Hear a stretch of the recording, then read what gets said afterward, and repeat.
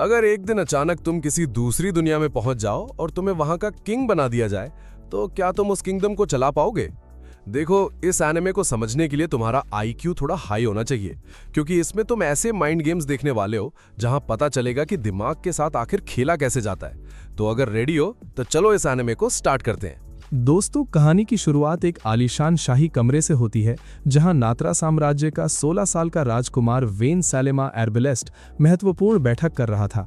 उसके बगल में नीनिम रैलेई खड़ी थी, जो उसकी मुख्य सलाहकार और निजी अंगरक्षक थी। उनके सामने साम्राज्य के 4 ऊंचे अधिकारी खड़े थे।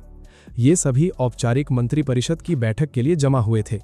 उन्होंने राजकुमार वेन को आपातकालीन खबर दी, जो शाही राजदूत ने पहुंचाई थी। उन्होंने बताया कि सम्राट का स्वर्गवास हो चुका है और उनका टिकट कट गया है। अधिकारियों ने समझाया कि इस घटना से पूरे महाद्वीप में भयंकर युद्ध शुरू हो सकता है, क्योंकि बहुत से राज्य इस खाली सिंहासन को हासिल करने के लिए टकराएंगे। हालांकि वेन ने अपनी सीमाओं के बाहर चल रहे सत्ता के खेलों में ना के बराबर दिलचस्पी दिखाई। उसने आत्मविश्वास के साथ अधिकारियों को निर्देश दिया कि वे अपना ध्यान दूसरे देश के बजाय सिर्फ नात्रा साम्राज्य पर केंद्रित करें। उसकी समझदारी भरी बातें सुनकर अधिकारी दंग रह गए। उन्हें यकीन हो गया कि वेन एक दिन इस साम्राज्य को महान गौरव दिलाएगा। लेकिन जैसे ही अधिकारी कमरे से बाहर निकले, वहां का माहौल बदल गया और वेन का असली रूप सामने आ गया। उसने झल्लाते हुए निराशा से रोना शुरू कर दिया और चिल्लाते हुए घोषणा की कि वह इस पूरे साम्राज्य को बेच देना चाहता है, क्योंकि ये देश होपलेस था। भाई, ये क्या लॉजिक है? एक लड़का जिसके कंधों पर देश की जिम्मेदारी है, वह फेल्ड स्टार्टअप फाउंडर की तरह अपनी कंपनी बेचने का प्लान बना रहा है। लगता है राइटर ने यहाँ हीरो का दिमाग लिखते वक्त अपना सिस्टम हैंग कर दिया था। इसके बाद दृश्य सीधे नात्रा साम्राज्य की तरफ मुड़ता है। महाद्वीप के आखिरी हिस्से में स्थित इस साम्राज्य को छोटी वसंत ऋतु और लंबी सर्द ऋतु का सामना करना पड़ता था, जो किसी का टिकट कट सकती थी। यहाँ की जमीन बंजर मैदानों और पथरीले पहाड़ों से भरी थी, जहाँ खेती असंभव था। इस साम्राज्य की आबादी 5 लाख लोगों से कम थी। इन्हीं कमियों की वजह से वेन को राज्य आगे बढ़ाने में मुश्किल हो रही थी। यहाँ संसाधनों की कमी थी, अवसर ना के बराबर थे और निर्णय गहराई से सोचना पड़ता था। ठीक उसी वक्त नीनिम ने आकर उसे सख्ती से याद दिलाया कि वह बच्चों की तरह व्यवहार ना करे। वेन को देश पर शासन करने के बोझ को उठाने के बजाय शिकायत करना पसंद था। उसका असली लक्ष्य बेहद सीधा था। वह चाहता था कि नात्रा को थोड़ा मजबूत बनाया जाए, ताकि उसकी कीमत मार्केट में बढ़ सके और फिर उसे भारी रकम के बदले बेचकर हमेशा के लिए रिटायरमेंट ले लिया जाए। अचानक फलान्या एल्क एर्बेलेस्ट, जो वेन की छोटी बहन थी, मुस्कान के साथ कमरे में दाखिल हुई। उसने बताया कि पिताजी की तबीयत में सुधार हुआ है और जिद की कि वह उन्हें सीमाओं के बाहर यात्रा पर ले जाना चाहती है। हालांकि वेन ने सुरक्षा कारणों का हवाला देते हुए इस विचार को खारिज कर दिया।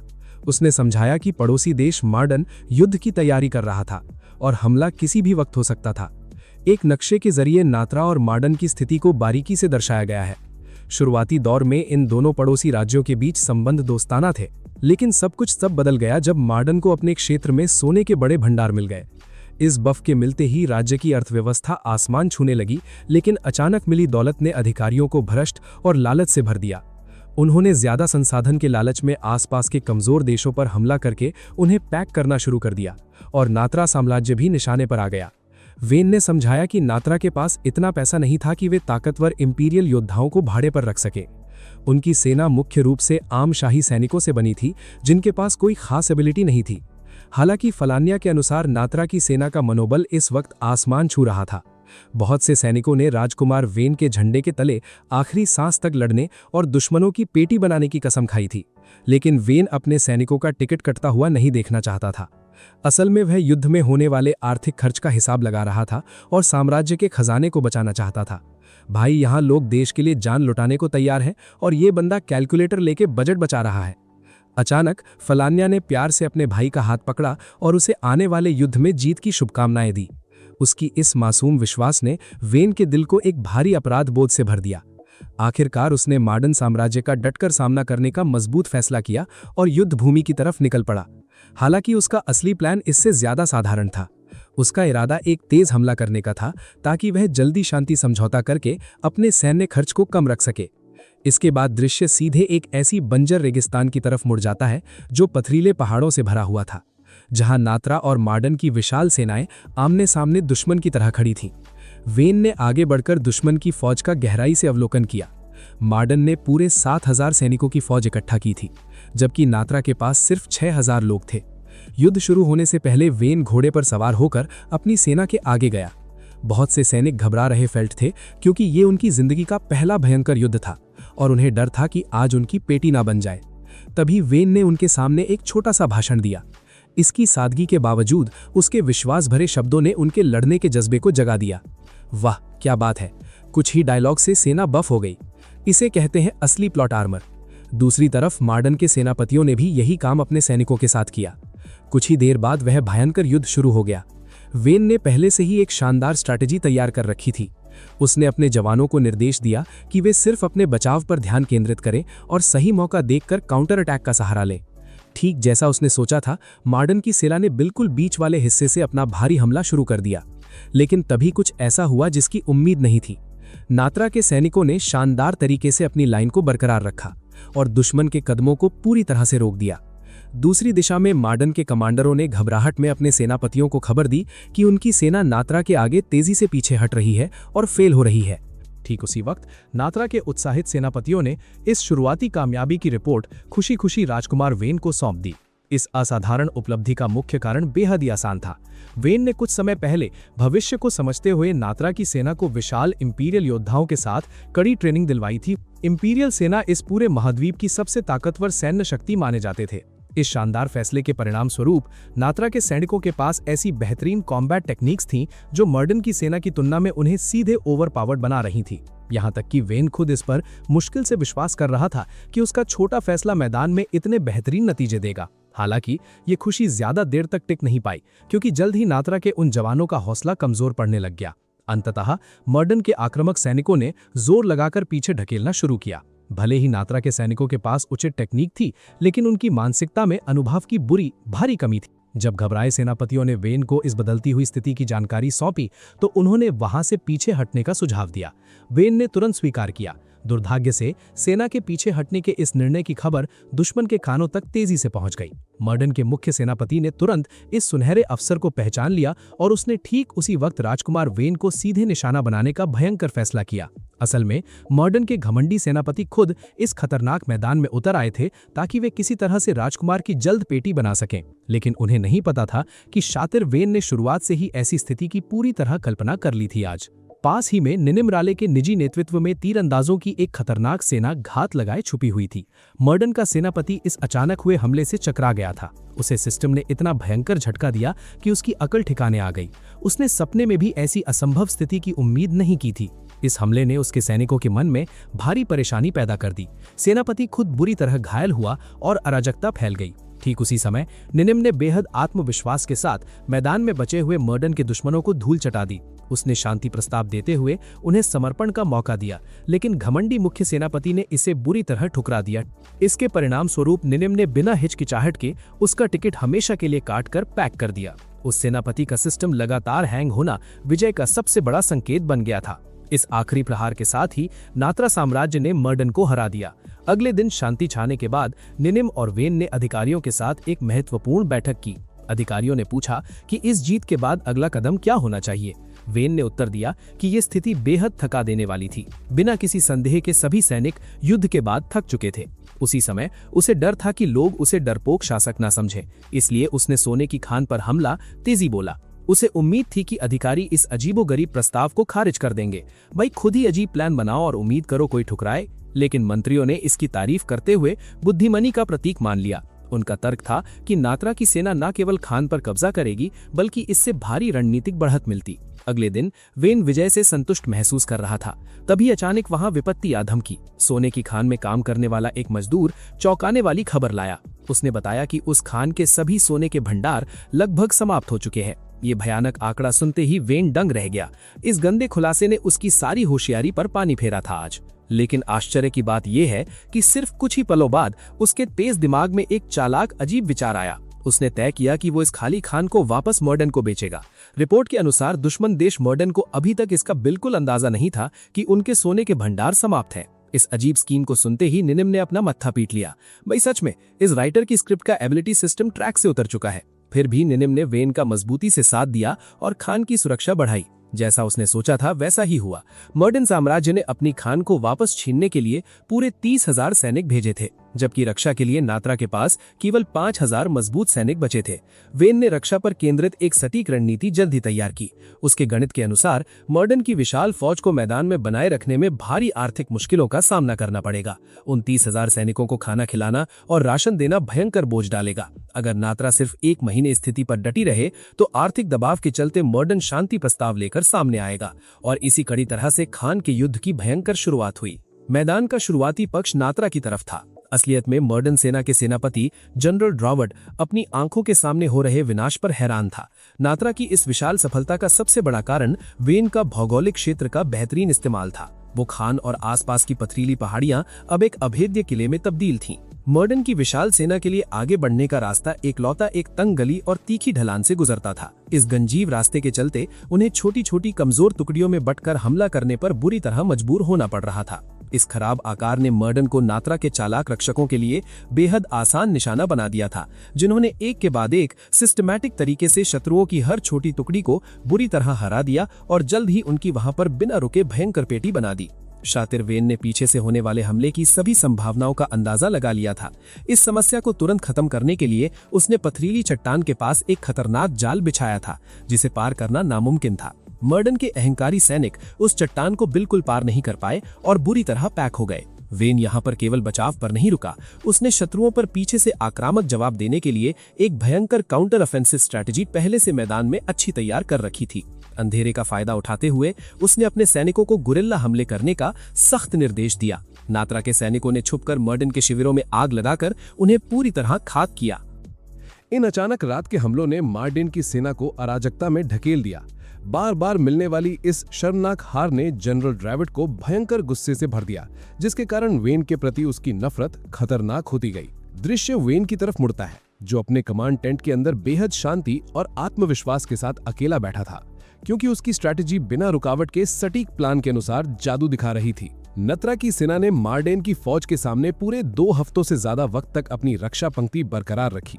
युद्ध के इस मैदान में लगातार जीतों के चलते नत्रा के सैनिकों का हौसला आसमान छू रहा था और उनकी एबिलिटी डबल बफ हो गई थी। दूसरी तरफ मर्डन के सैनिकों का आत्मविश्वास हर गुजरने वाले दिन के साथ टूट रहा था और उनका सिस्टम धीरे धीरे हैंग होने लग गया। भाई, जब तुम्हारे कैंप में हर रात दिवाली मनाई जाए और तुम कुछ ना कर पाओ तो हैंग होना बनता है। इन सब के बावजूद वेन जानता था कि मर्डन इतनी आसानी से पीछे हटने वाला नहीं है, खासतौर पर इस युद्ध में बेहिसाब पैसा बहाने के बाद। जैसा उसने सोचा था बिल्कुल वैसा ही सच साबित हुआ। अपनी सेना को इस स्थिति से निकालने के लिए जनरल ड्रैविड ने अपने विश्वास पात्र कमांडर लोगन से मिलने के लिए वेन से शांति समझौता तैयार करने तुरंत भेजा। हालांकि कमांडर लोगन का असली इरादा सच्चा समझौता करने का बिल्कुल नहीं था। उसने वेन के सामने अपनी बेतुकी शर्तें जबरदस्ती थोपने की कोशिश की और बिना शर्म के मांग की कि नत्रा तुरंत सेना को सोने की खान से पीछे हटा ले। साथ ही उसने शर्त रखी कि युद्ध के दौरान हुए सारे नुकसान का पूरा हर्जाना नत्रा को खुद अपने खजाने से उठाना पड़ेगा। भाई, ये कैसा ओवर स्मार्ट लॉजिक है?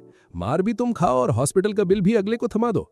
स्वाभाविक रूप से वेन ने इस बेकार और अपमानजनक प्रस्ताव को तुरंत खारिज कर दिया। वो दुश्मन के दबाव से बिल्कुल डरता नहीं था और बातचीत के दौरान उसने चेहरे पर वही शांत और आत्मविश्वास भरी मुस्कान बनाए रखी जो किसी ओवरपावर्ड लीडर की पहचान होती है और सभी को कंफ्यूज करती है। लेकिन जैसे ही अहंकारी लोगन निकलने की तैयारी कर रहा था, उसने हदों को पार करते हुए निनिम रिलाई के वंश को लेकर एक बेहद गंदा शब्द कहा। उसने निनिम को गुलामों की वंशज कहकर पुकारा और घमंड से दावा किया कि वेन जैसे ऊंचे राजकुमार को उस जैसी नीच लड़की को आसपास नहीं रखना चाहिए। इस पल के लिए वेन के शांत चेहरे पर भयंकर गुस्से का ज्वालामुखी फट पड़ा और आंखों में खतरनाक आग दिखाई दी। फिर भी उसने किसी तरह क्रोध पर नियंत्रण कर लिया और आपे से बाहर नहीं हुआ। अपनी झूठी मुस्कान को बरकरार रखते हुए उसने लोगन को बिना नुकसान पहुंचाए सुरक्षित लौटने दिया।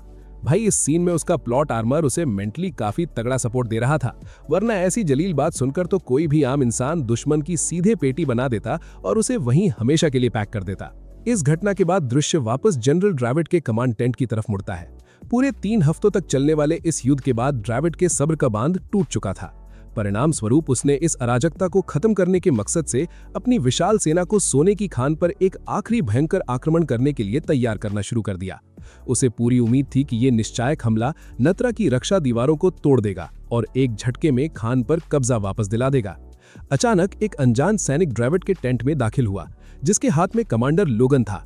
ड्रेविड के होश उड़ गए जब उसने सैनिक को लोगन का कटा हुआ सिर मेज पर फेंकते देखा। अगले ही पल उस रहस्यमयी सैनिक ने बेहिसाब फुर्ती दिखाते हुए ड्रेविड के खड़े सभी अंगरक्षकों पर जानलेवा हमला किया। कुछ ही सेकंड्स में उसने सभी गार्ड्स का परमानेंट टिकट काट दिया और वहां अकेला ड्रेविड बचा। जनरल ड्रेविड पूरी तरह सदमे में था और आंखें फाड़ कर देख रहा था जब उस सैनिक ने धीरे से अपना हेलमेट उतारा। उस आर्मर के पीछे छुपा हुआ व्यक्ति और कोई नहीं बल्कि खुद शातिर राजकुमार वेन सैलेमा अर्बलेस्ट था। ड्रेविड इस खुलासे को देखकर आश्चर्यचकित रह गया। उसने सपने में भी कल्पना नहीं की थी कि मार्डेन की सुरक्षा में चूक का फायदा उठाएगा और सीधे कमांड सेंटर के अंदर इस तरह घुस जाएगा। आखिरकार मार्डेन की सेना ने खान से आने वाले हर रास्ते को ब्लॉक कर दिया था, जिससे आक्रमण असंभव लग रहा था। लेकिन चालाक वेन ने पहाड़ के किनारे से एक खुफिया रास्ता पहले खोज निकाला था। उसने एक पुरानी छोड़ी हुई माइनिंग टनल का बेहतरीन इस्तेमाल किया था, जो भूमिगत रास्ते की तरह काम आती थी, जिसकी मदद से वो बिना दुश्मन की नजरों में आए सीधे ड्रेविड के मुख्यालय तक आसानी से पहुंच गया था। इसके बाद वेन ने बिना रहम दिखाए तुरंत ड्रेविड की पेटी बना दी और उसे बताया कि पिछले दिन उसके आदमियों ने निनिम का घोर अपमान किया था। उसने साफ कर दिया कि जो कोई भी निनिम का अपमान करेगा वो उसका सिस्टम हमेशा के लिए हैंग कर देगा। इस तरह वेन ने इस भयंकर युद्ध में शानदार जीत हासिल कर ली। उसी शाम सोने की खान बचाने की खुशी में नत्रा साम्राज्य के आलीशान शाही महल के अंदर एक बेहद शानदार दावत का आयोजन किया गया। साम्राज्य के अधिकारी और सेनापति एक के बाद एक आगे आए और वेन की रणनीतियों के लिए दिल से प्रशंसा करते हुए धन्यवाद दिया। कुछ समय बाद निनेम उसके पास आई और अकेले में एक जरूरी बातचीत करने का अनुरोध किया। उसने खबर दी कि मार्डेन की राजधानी पर किसी दूसरे देश ने कब्जा कर लिया है और मार्डेन के राजा को भी तुरंत पैक कर दिया गया है। ये खबर सुनते ही वेन ने निराशा में अपना सिर नीचे झुका लिया। दूसरी बार सोने की खान वापस मार्डेन को बेचकर भारी मुनाफा कमाने का उसका प्लान फेल हो गया। हालांकि जल्द ही निनिम ने खुशी की खबर दी। उसने मजदूर की रिपोर्ट पेश की जिसमें खान की गहराई में सोने की नई नस मिलने की पुष्टि की गई थी। ये शानदार खोज नुकसान की भरपाई कर सकती थी और आर्थिक स्थिति को नया बफ दे सकती थी। रात में नींद में वेन को अजीब सपना आया। वो निनिम और पुराने दोस्तों के साथ डिनर कर रहा था। वहां आने वाली पहली शख्स सुनहरी बालों वाली लोवल मीना अर्थवर्ल्ड थी, जिसे लोबा बुलाया जाता था। उसे परेशानी खड़ी करने और बिना सोचे समझे काम करने का शौक था। दोस्तों को मुसीबतों में घसीट लेती थी। कई बार वो गैर कानूनी स्मगलिंग में दस्तक देती और क्रिमिनल गैंग से भिड़ जाती। वेन ने उसे एक या दो बार नहीं बल्कि कई बार सख्ती से समझाया था कि वो इस तरह का लापरवाह व्यवहार करना तुरंत बंद करे, वरना ऐसी हरकतों से किसी दिन उसका टिकट कट सकता है। लेकिन लोवा जिद करती थी कि वो अपनी रेकलेस आदत कभी नहीं बदलेगी। अंततः इस थका देने वाले सपने से वेन की आंखें अचानक ऑफिस में खुली और वो होश में आया। उसने निनिम को तुरंत अपने इस अजीब सपने के बारे में विस्तार से बताया। दोनों आपस में बात करने लगे कि उनके पुराने दोस्त अब कहाँ होंगे। ठीक उसी दिन वे नाट्रा साम्राज्य में एक खास मेहमान, एक शाही राजकुमारी के आगमन का बेसब्री से इंतजार कर रहे थे। ऐसा लग रहा था कि विशाल एम्पायर अपनी अस्थिर आंतरिक स्थिति के चलते नए गठबंधन बनाने के लिए बेहद आतुर था, खास तौर पर जब से सम्राट हमेशा के लिए यहाँ पैक हुए। खाली सिंहासन के लिए उत्तराधिकार का भयंकर संघर्ष तेज हो गया था। लेकिन उसी वक्त निनिम की तेज नजरों ने एक बेहद अजीब बात पर गौर किया। आने वाला मेहमान इंपीरियल साम्राज्य का कोई राजकुमार नहीं था, जैसी कि लगभग सभी लोगों ने उम्मीद लगा रखी थी। इसके बजाय नाट्रा की जमीन पर कदम रखने वाली मेहमान खुद इंपीरियल राजकुमारी थी। थोड़ी देर बाद राजकुमारी 12 शाही प्रतिनिधियों के साथ नाट्रा के आलीशान महल में दाखिल हुई। वेन, फलाने और निनिम ने भव्य समारोह में उसका शानदार स्वागत किया। वेन ने गर्मजोशी के साथ उस रहस्यमय राजकुमारी का आदर किया। उस राजकुमारी का चेहरा एक काले कपड़े के पीछे पूरी तरह छुपा था। तभी इंपीरियल सलाहकार ने आगमन का मुख्य उद्देश्य वहां खड़े लोगों के सामने घोषित किया। उन्होंने बताया कि एम्पायर शाही राजकुमारी और वेन के बीच विवाह का भारी प्रस्ताव रखना चाहता है। यह ऐलान सुनते ही वहां खड़े वेन, फलाने और निनिम दंग रह गए। उनका पूरा सिस्टम एक सेकंड के लिए हैंग हो गया। इससे पहले कि वेन जवाब देता, राजकुमारी ने काला कपड़ा हटा दिया। सबकी आश्चर्य की सीमा न रही जब उन्होंने देखा कि वो राजकुमारी असल में वही पुरानी दोस्त लोविल मीना अर्थवर्ल्ड थी। भाई, सच में ये कैसा गजब का प्लॉट ट्विस्ट है। जो लड़की कल तक एक आम भोली भाली छोरी होने का दबा के दावा करती थी, वो आज सीधे सबसे ताकतवर साम्राज्य की राजकुमारी बनकर सामने आई है। इसे कहते हैं एनिमे का अल्टीमेट प्लॉट आर्मर और भयंकर बफ मिलना। इसके बाद दृश्य वेन के ऑफिस मुड़ता है। वो वहां भयंकर उलझन और गहरे शक में अकेला बैठा था। वो लगातार सोच रहा था कि ये शादी का प्रस्ताव आखिर किसी खतरनाक जाल का हिस्सा तो नहीं। उसके लिए मानना बेहद मुश्किल था कि लोवा एक शाही राजकुमारी थी। सालों पहले अकेडमी में उसने वेन को विश्वास दिलाया था कि वो सिर्फ एक छोटे से गांव की साधारण कुलीन बेटी है। इस गंदे झूठ के चलते वेन को बिल्कुल समझ नहीं आ रहा था कि इस विवाह प्रस्ताव पर वो आखिर क्या प्रतिक्रिया दे। लोवा की इम्पल्सिव पर्सनैलिटी और हमेशा अराजकता फैलाने के शौक ने वेन को गहरा यकीन दिला दिया कि वो इस औपचारिक यात्रा के पीछे जरूर कोई दूसरा भयंकर मकसद छुपा रही है। शाम को वेन और लोवा ने आलीशान डिनर किया। असली इरादों को निकलवाने के लिए वेन ने चालाकी से सीधे उससे यहाँ पूछा। उसने पूछा कि आखिर वो नाट्रा क्यों आई है। लोवा ने मासूम मुस्कान के साथ जवाब दिया कि मॉडर्न साम्राज्य के खिलाफ वेन की शानदार जीत के कारण उसे उसमें आकर्षण महसूस होने लगा है। ये झूठा जवाब सुनकर वेन का शक और बढ़ गया। भाई एनिमे का उसूल है, पुरानी दोस्त अचानक अगर इतनी मीठी बातें करे तो समझ जाओ वो तुम्हारी पेटी बनवाने आई है। वेन को तुरंत एहसास हो गया कि वो भीड़ के सामने खुलेआम असली इरादे नहीं बताएगी, इसलिए उसने बात बदली और मुस्कुराते हुए उससे कहा कि वो उसे सर्दी के कपड़े जरूर देगा। कुछ देर बाद शाही महल के गार्ड्स लोवा के आलीशान कमरे में 2 बेहद बड़े और भारी बक्से लेकर दाखिल हुए, लेकिन उन बक्सों में सर्दी के कपड़े या कोई उपहार नहीं थे, बल्कि खुद शातिर वेन और निनिम उनके अंदर छुपे थे। भाई क्या इन्फिल्ट्रेशन एबिलिटी दिखाई है। एक देश का महान शासक अपने ही महल में अमेज़न का पार्सल बनकर घूम रहा है। अकेले होते ही तीनों ने औपचारिक मुखौटे उतार फेंके और पुराने दोस्तों की तरह मस्ती करने लगे। लोबा ने उनसे मिलने की बेहिसाब खुशी जाहिर की। वे पुरानी यादों को वहां याद करने लगे। कुछ देर मस्ती के बाद माहौल अचानक गंभीर हो गया। लोबा ने अपने अंगरक्षक ब्रांडल को सख्त निर्देश दिया कि वो दरवाजे पर मजबूत पहरा दे ताकि कोई उनकी ये खुफिया बातचीत गलती से भी ना सुने। तब उसने नाट्रा आने का सबसे असली और भयंकर कारण उन्हें बताया। लोबा ने वेन से सीधी मदद मांगी ताकि वो अपने ही तीनों सगे भाइयों यानी इंपीरियल राजकुमारों का रास्ते से पूरी तरह से सफाया कर सके और उनका हमेशा के लिए टिकट कटवा सके। वो अकेले ही उस विशाल इंपीरियल सिंहासन पर पूरा कब्जा जमाना चाहती थी। आज ये मांग सुनते ही वेन बुरी तरह से हिचकिचाने लगा। उसे साफ लगा कि नाट्रा साम्राज्य के पास इतनी शक्ति बिल्कुल नहीं है कि वो उतने विशाल इंपीरियल एम्पायर को सीधे चुनौती दे सके। लोबा ने उसकी सटीक बात से पूरी सहमति जताई, पर उसने गहराई से समझाया कि तीनों राजकुमारों की जानलेवा दुश्मनी के चलते एम्पायर अंदर से बुरी तरह टूट चुका है और आंतरिक स्थिति बेहद अस्थिर हो चुकी है। आज इस आंतरिक अस्थिरता ने नाट्रा जैसे छोटे राज्य के लिए अवसर पैदा किया है। वो भाइयों के शासन में देश को बर्बाद होते देख थक गई, इसीलिए उसने उत्तराधिकार के इस भयंकर संघर्ष में खुद कूदने का दृढ़ निश्चय किया है। परंतु लगभग सभी लोग उसे एक महिला होने के नाते इस पद के लिए बिल्कुल अयोग्य मानते थे, इसलिए उसे मजबूरी में इंपीरियल सीमाओं के बाहर अपना समर्थन मांगना पड़ा और उसकी तेज नजरों में वेन और निनिम से बेहतर गठबंधन साथी कोई और नहीं थे यहाँ। फिर वो जोर से हंसी और उसने पूछा कि क्या उसका ये अजीब प्लान रोमांचक है।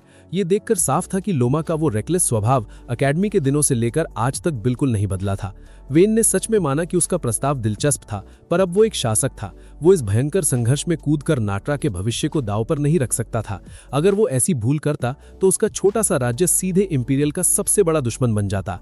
आखिरकार वेन और निनिम ने शांति से लोवा से विदा ही और उसके कमरे से तुरंत बाहर आ गए। फिर भी ये साफ था कि लोवा के पास उसे मनाने के नए प्लान्स बाकी थे। थोड़ी देर बाद फलानिया का निजी अंगरक्षक नानाकी वेन और निनिम से मिलने आया। उसने निनिम से अनुरोध किया कि वो जल्दी जाकर फलानिया से अकेले में बात करे। वेन के विवाह प्रस्ताव के बाद से मासूम फलानिया का व्यवहार अजीब और परेशान था। जब निनिम ने फलानिया से खुली बातचीत की तो देखा कि बेचारी राजकुमारी सदमे और चिंता में डूबी थी। फलानिया ने आंसुओं के साथ स्वीकार किया कि जब से वेन ने नाट्रा चलाने का बोझ उठाया था तब से वो भयंकर अकेलापन और डर महसूस करने लगी थी। अब इस शादी की खतरनाक संभावना ने उसकी इन अकेली भावनाओं को और मजबूत कर दिया था। निनिम ने मासूम लड़की को विश्वास दिलाया कि उसका भाई वेन हमेशा उससे बेहिसाब मोहब्बत करेगा, चाहे वो इंपीरियल की किसी लड़की से शादी रचाए या नहीं। अपनी बहन के प्रति वेन का सच्चा प्यार कभी नहीं बदलेगा, क्योंकि वो उसकी जिंदगी की सबसे खास व्यक्ति थी। ये शब्द सुनकर फलाना के घबराए दिल को भारी राहत मिली। हालांकि एक पल बाद फलाना ने निनिम की आंखों में देखकर पूछा कि वो वेन की शादी के बारे में क्या सोचती थी। उसने साफ शब्दों में स्वीकार किया कि उसने हमेशा माना था कि वेन के लिए सबसे बेहतरीन लड़की खुद निनिम थी। अंत में फलानिया ने मुस्कुराते हुए बताया कि वो चुपचाप आशा करती थी कि एक दिन भाई और निनिम की शादी आपस में हो जाए। दूसरी तरफ निनिम ने खुद को कभी इस शाही पद के लायक नहीं समझा था। वह आज भी खुद को गुलामों की वंशज मानती थी और इस नियम के कारण खुद को राजकुमार के बगल में खड़े होने के लिए अयोग्य समझती थी। फिर भी शादी के बिना भी वह वेन के साथ हमेशा चलने में खुशी महसूस करती थी। उसने खुद को राजकुमार के दिल का खास हिस्सा बताया जो खतरे में उसकी रक्षा करती थी और बदले में उससे सुरक्षा पाती थी। दोस्तों, ये एनिमे का classic friend zone plot armour है, जहां लड़की शादी के नाम पर अपना सिस्टम हैंग कर लेगी। फलानिया इस गहरी बात का मतलब नहीं समझ पाई और उलझन में पड़ गई। विषय बदलने के लिए निनिम ने फलन्या के गिरते एकेडमिक परफॉर्मेंस पर निशाना साधा और उसे वेन के साथ पढ़ाई करने का सुझाव दिया। फलन्या ने ये सुझाव तुरंत मान लिया। उसी शाम लोवा मिना, जिसे सब लोवा बुलाते थे, निनिम और ब्रैंडॉल ने पुरानी यादों पर चर्चा की। इस बातचीत के दौरान ब्रैंडॉल ने बीते दिनों की कहानी के बारे में सवाल पूछा। सच बाहर आया कि एंट गॉडुल के राजकुमार जेराल्ट ने लोवा का लगातार पीछा पड़कर नाक में दम कर दिया था। आज तक वह आशिक राजकुमार उसे प्रेम पत्र और उपहार भेजता रहता था। भाई जेराल्ट का डेडिकेशन देखकर लगता है इसने अपनी पूरी एबिलिटी एक लड़की के पीछे वेस्ट कर दी है। लोवा चुपचाप उम्मीद कर रही थी कि वेन के साथ शादी की खबर आखिरकार उस चिपकू राजकुमार जेराल्ट को विश्वास दिला देगी और वह पीछा छोड़ देगा। दूसरी तरफ वेन फलन्या की पढ़ाई में मदद कर रहा था और दोनों ने मिलकर एंट गॉडल का इतिहास पढ़ना शुरू किया। वेन ने समझाया कि एंट गॉडल अपने चालाक राजा के लिए मशहूर था, जिसे सबसे बड़ा चापलूस माना जाता था। ये टाइटल उसे तब मिला जब छोटे राज्यों ने मिलकर गठबंधन बनाया था ताकि वे एम्पायर का मुकाबला कर सकें जो सबकी पेटी बना रहा था। हालांकि एंट गॉडल अकेला डरपोक देश निकला जिसने लड़ने के बजाय एम्पायर के सामने घुटने टेक दिए। इस धोखेबाजी के कारण एम्पायर ने बचे हुए राज्यों पर हमला करके उन्हें तबाह किया। अंत में एम्पायर ने हर राजा का टिकट काटकर पैक कर दिया, जबकि एंट गॉडल के धोखेबाज राजा को कुर्सी बचाने दी और मार्क्वीस का टाइटल दिया। वेन ने फलन्या को समझाया कि एंट गॉडल का वर्तमान राजकुमार जेराल्ट अपने धोखेबाज पिता जैसा था। वह घमंडी, सस्ते चरित्र वाला, तानाशाह और सैन्य शक्ति में वीक था। अचानक एक सैनिक वहां पहुंचा और उसने वेन को खबर दी कि गैर कानूनी हथियारों का जखीरा पकड़ा गया है। ये सारे हथियार नए मॉडल के थे और इनका निर्माण नाट्रा की फैक्ट्री में नहीं हुआ था। उसी पल वेन का दिमाग दौड़ने लगा और उसे शक हुआ कि इस मामले का कनेक्शन लोवा के खतरनाक प्लान से हो सकता है। दूसरी जगह कमरे में लोवा गहरी नींद में सो रही थी और एकेडमी के दिनों को याद कर रही थी। उसे हमेशा लगता था कि वेन ही वह अकेला शख्स है जो उसकी परेशानियों को समझने की एबिलिटी रखता है। भले ही वेन को नहीं पता था कि वह लड़की राजकुमारी थी। वह जानता था कि लोवा ऐसी लड़की है जिसे बड़े कारनामे करना पसंद था, लेकिन उसके परिवार वाले हमेशा उसे रोकते थे, सिर्फ इसीलिए क्योंकि वह एक महिला थी। भाई, यहाँ सोसाइटी का पुराना सिस्टम दिखाया है जहाँ जेंडर देखकर लोगों की पेटी बना दी जाती है। लोवा इस घटिया सच्चाई से थक चुकी थी। वेन ने उसे सलाह दी थी कि अगर वह इस नकारात्मक सोच का मुकाबला करना चाहती है तो उसे समाज में बसी पुरानी आदत और विचारों को बदलना होगा। तब जाकर वह अपने परिवार और आम लोगों का नजरिया बदल पाएगी। लोवा ने यह सलाह याद करते हुए सपने में मुस्कान दी। उसने एकेडमी में वेन से वादा मांगा था कि अगर वह भविष्य में लड़ाई लड़ने का निश्चय करे तो वह उसकी मदद करेगा। वेन ने उस वक्त हिचकिचाते हुए सहमति जता दी थी। अगले दिन जब लोवा नींद में थी, ब्रैंडॉल ने उसे जगाया और खबर दी कि वेन ने टी पार्टी पर आने का निमंत्रण भेजा है। लोवा का प्लॉट आर्मर और शातिर सोच ने उसे चेतावनी दी कि कुछ गड़बड़ है, क्योंकि वेन लोगों को बेकार बातें करने के लिए टी पार्टी पर नहीं बुलाता। उसे अनुमान था कि वेन उससे गंभीर मामले में पूछताछ करना चाहता है, लेकिन उसने निमंत्रण स्वीकार कर लिया। बगीचे में टी पार्टी के दौरान लोवा ने वेन से कहा कि वह वापस एम्पायर लौटने का इरादा बना चुकी है, क्योंकि वह उसे इंपीरियल सिंहासन पर कब्जा करने के प्लान में मनाने में फेल हो चुकी है। लेकिन वेन ने उसकी बातों पर विश्वास नहीं किया। ऐसा लगा जैसे उसने लोवा के असली इरादों को डिकोड कर लिया था। वेन ने अपने ओवरपावर्ड दिमाग से समझाया कि तीनों शाही राजकुमारों के बीच चलने वाला युद्ध इंपीरियल शासन के अधीन राज्यों में बगावत और विद्रोह को जन्म देगा। उसे समझ आ गया था कि लोवा का नाइट्रा आने का मुख्य उद्देश्य उन आने वाले विद्रोहों को शुरू होने से पहले रोकना था। उसने ये निष्कर्ष तब निकाला जब उसने गैर कानूनी हथियारों को एनालाइज किया। लोवा ने पश्चिम से हथियार खरीदे और बगावत से निपटने के लिए इस क्षेत्र भेजे थे। लेकिन चौंका देने वाली बात यह थी कि जिस देश ने हथियार बेचे उसने बराबर मात्रा एम्पायर के तीनों राजकुमारों को बांट दी, जिससे उनकी ताकत का बैलेंस बराबर हो गया। इसका सीधा मतलब था कि उनके बीच सत्ता का युद्ध लंबे समय चलेगा, जो एम्पायर के कंट्रोल वाले दूसरे राज्यों को आज़ादी घोषित करने और बगावत करने का मौका देगा। भाई, हथियार बेचने वाले का बिजनेस बेस्ट है, भाइयों को बफ दो और लड़ने दो। शातिर वेन को समझ आ गया था कि लोवा ने स्थिति से पहले अपने तीनों अहंकारी राजकुमारों को बगावत के खतरे के बारे में चेतावनी देने की कोशिश की होगी, लेकिन उन घमंडी राजकुमारों ने उसकी बातों को कचड़े में डाल दिया, क्योंकि लोवा का स्टेटस गिरा हुआ था और वह परिवार की सबसे छोटी बच्ची थी। इसी अपमान के चलते उसने सिंहासन के संघर्ष में कूदने का फैसला किया ताकि वह भाइयों को गलत साबित करे। वेन ने ढूंढ निकाला कि बगावत करने की सबसे ज्यादा संभावना एंट गॉडुल की थी। इसीलिए लोवा द्वारा नाट्रा को रुकने की जगह चुनने का सबसे बड़ा कारण इसकी एंट गॉडुल की जमीनों के बिल्कुल करीब होने की स्थिति थी। वेन के इस बारीक एनालिसिस को सुनकर लोवा दंग रह गई और उसका सिस्टम हैंग हो गया। आखिरकार कम सबूतों के बावजूद वेन ने उसके शातिर दिमाग की खिचड़ी और असली इरादों को डिटेल में खोलकर रख दिया। लोवा ने सच्चाई को इनकार नहीं किया। उसने जोड़ा कि उसका असली इरादा चारे के रूप में काम करना था जो आने वाली घटनाओं को आग लगाएगा। अगर विद्रोही राज्य ने उसे पकड़ने का प्लान सफल किया तो उन्हें तीनों शाही राजकुमारों को हटाने और एम्पायर पर कब्जा जमाने का बहाना मिल जाएगा।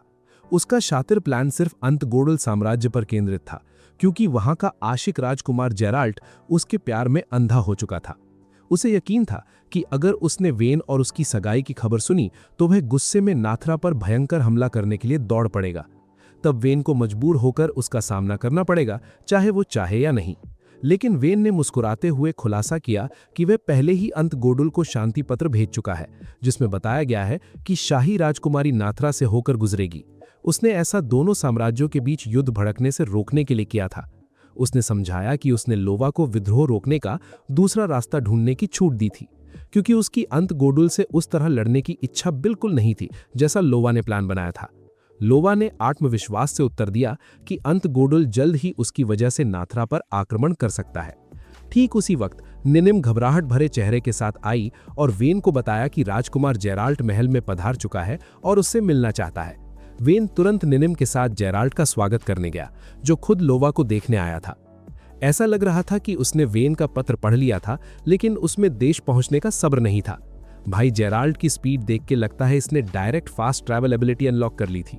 जेराल्ट ने ऐलान किया कि वह लोवा से तुरंत मिलना चाहता है, लेकिन वेन ने उसे आराम करने को कहा। वह चाहता था कि स्वागत की तैयारी पूरी होने तक वह रुका रहे। फिर वेन ने उसे बताया कि वह रात में शाही दावत रखेगा, जहां वो उसे लोवा से मिलाएगा। अहंकारी जेराल्ट ने आत्मविश्वास से इसे स्वीकार किया। हालांकि वेन अचानक परेशान और चक्कर आने जैसी स्थिति में महसूस करने लगा, क्योंकि उसने कभी उम्मीद नहीं की थी कि जेराल्ट खुद चलकर उसके साम्राज्य में आ टपकेगा। निनिम भी उस लड़के के अहंकार और सम्मान की कमी देखकर चिढ़ चुकी थी। वेन ने निनिम को शांत होने को कहा, इसलिए वह बगल में बैठकर संयम पाने की कोशिश करने लगी। उसे यकीन था कि लोवा जानबूझकर नाथरा और अंतगोडुल के बीच विवाद भड़काना चाहती थी, पर उसे वेन पर विश्वास था कि वह अपनी एबिलिटी से ऐसा होने नहीं देगा। असल में वेन लोवा और जेराल्ट को एक साथ लाने के बारे में सोच रहा था और जरूरत पड़ने पर उन्हें शादी की तरफ ढकेलने का सटीक प्लान बना रहा था। अगर लोवा अंतगोडुल के राजकुमार जेराल्ट की पत्नी बन गई तो वह उस पर प्रभाव डाल सकेगी। वह उसे अपने पिता के खिलाफ विद्रोह करने के लिए मना सकेगी और इस क्रांति को रोक पाएगी। जहां तक लोवा की बात थी, वह इस शाही दावत के पीछे वेन के असली इरादों को समझ चुकी थी, लेकिन उसका इस जाल में फंसने का कोई इरादा नहीं था। इसके बजाय वह लड़की पूरी तरह से आश्वस्त थी कि वेन अंततः अंतगोडुल साम्राज्य के खिलाफ उसके प्लान में जरूर शामिल हो जाएगा। फिर आखिरकार वह शाही दावत शुरू हुई।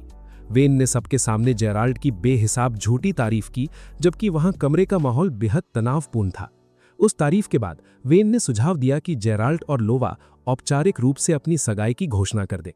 जेराल्ट उस तारीफ की वजह से गर्व महसूस कर रहा था, लेकिन लोवा ने उत्तर दिया कि वह सगाई की घोषणा करने पर तभी विचार करेगी अगर वेन उसके साथ एम्पायर चलने के लिए राजी होगा।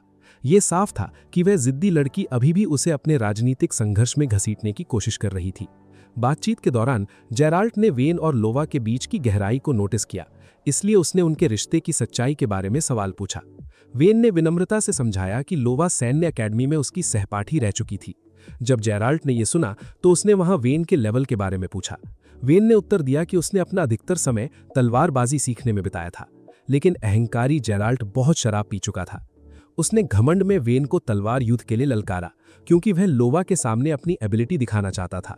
भाई, सस्ती शराब पीकर ओवरपावर्ड हीरो को ललकारना इसका सबसे बड़ा प्लॉट होल था। असलियत में वेन को हारने का डर नहीं था, उसे विपरीत चीज की चिंता सता रही थी।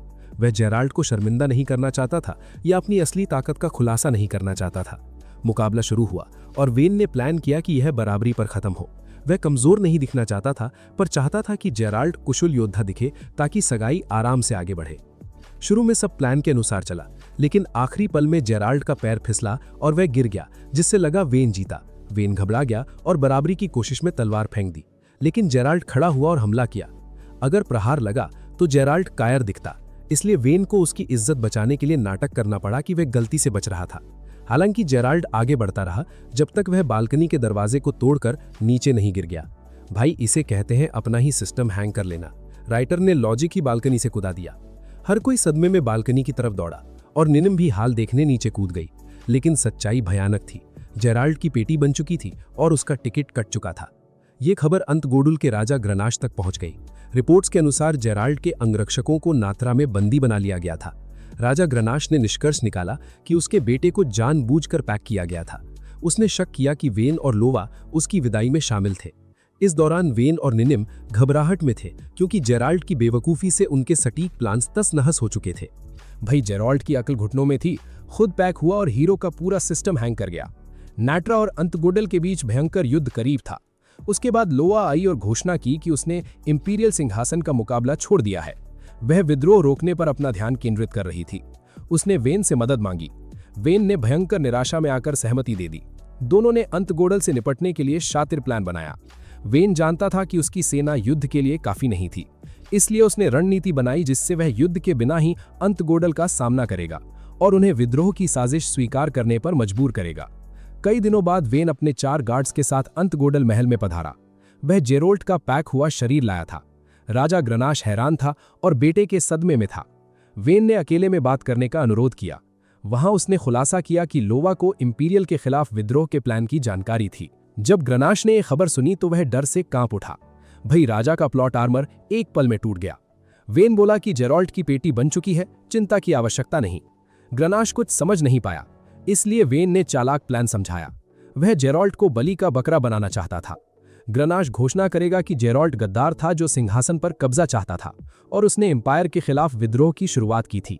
जेरोल्ट की प्रतिष्ठा देखते हुए इस पर यकीन करना आसान होगा।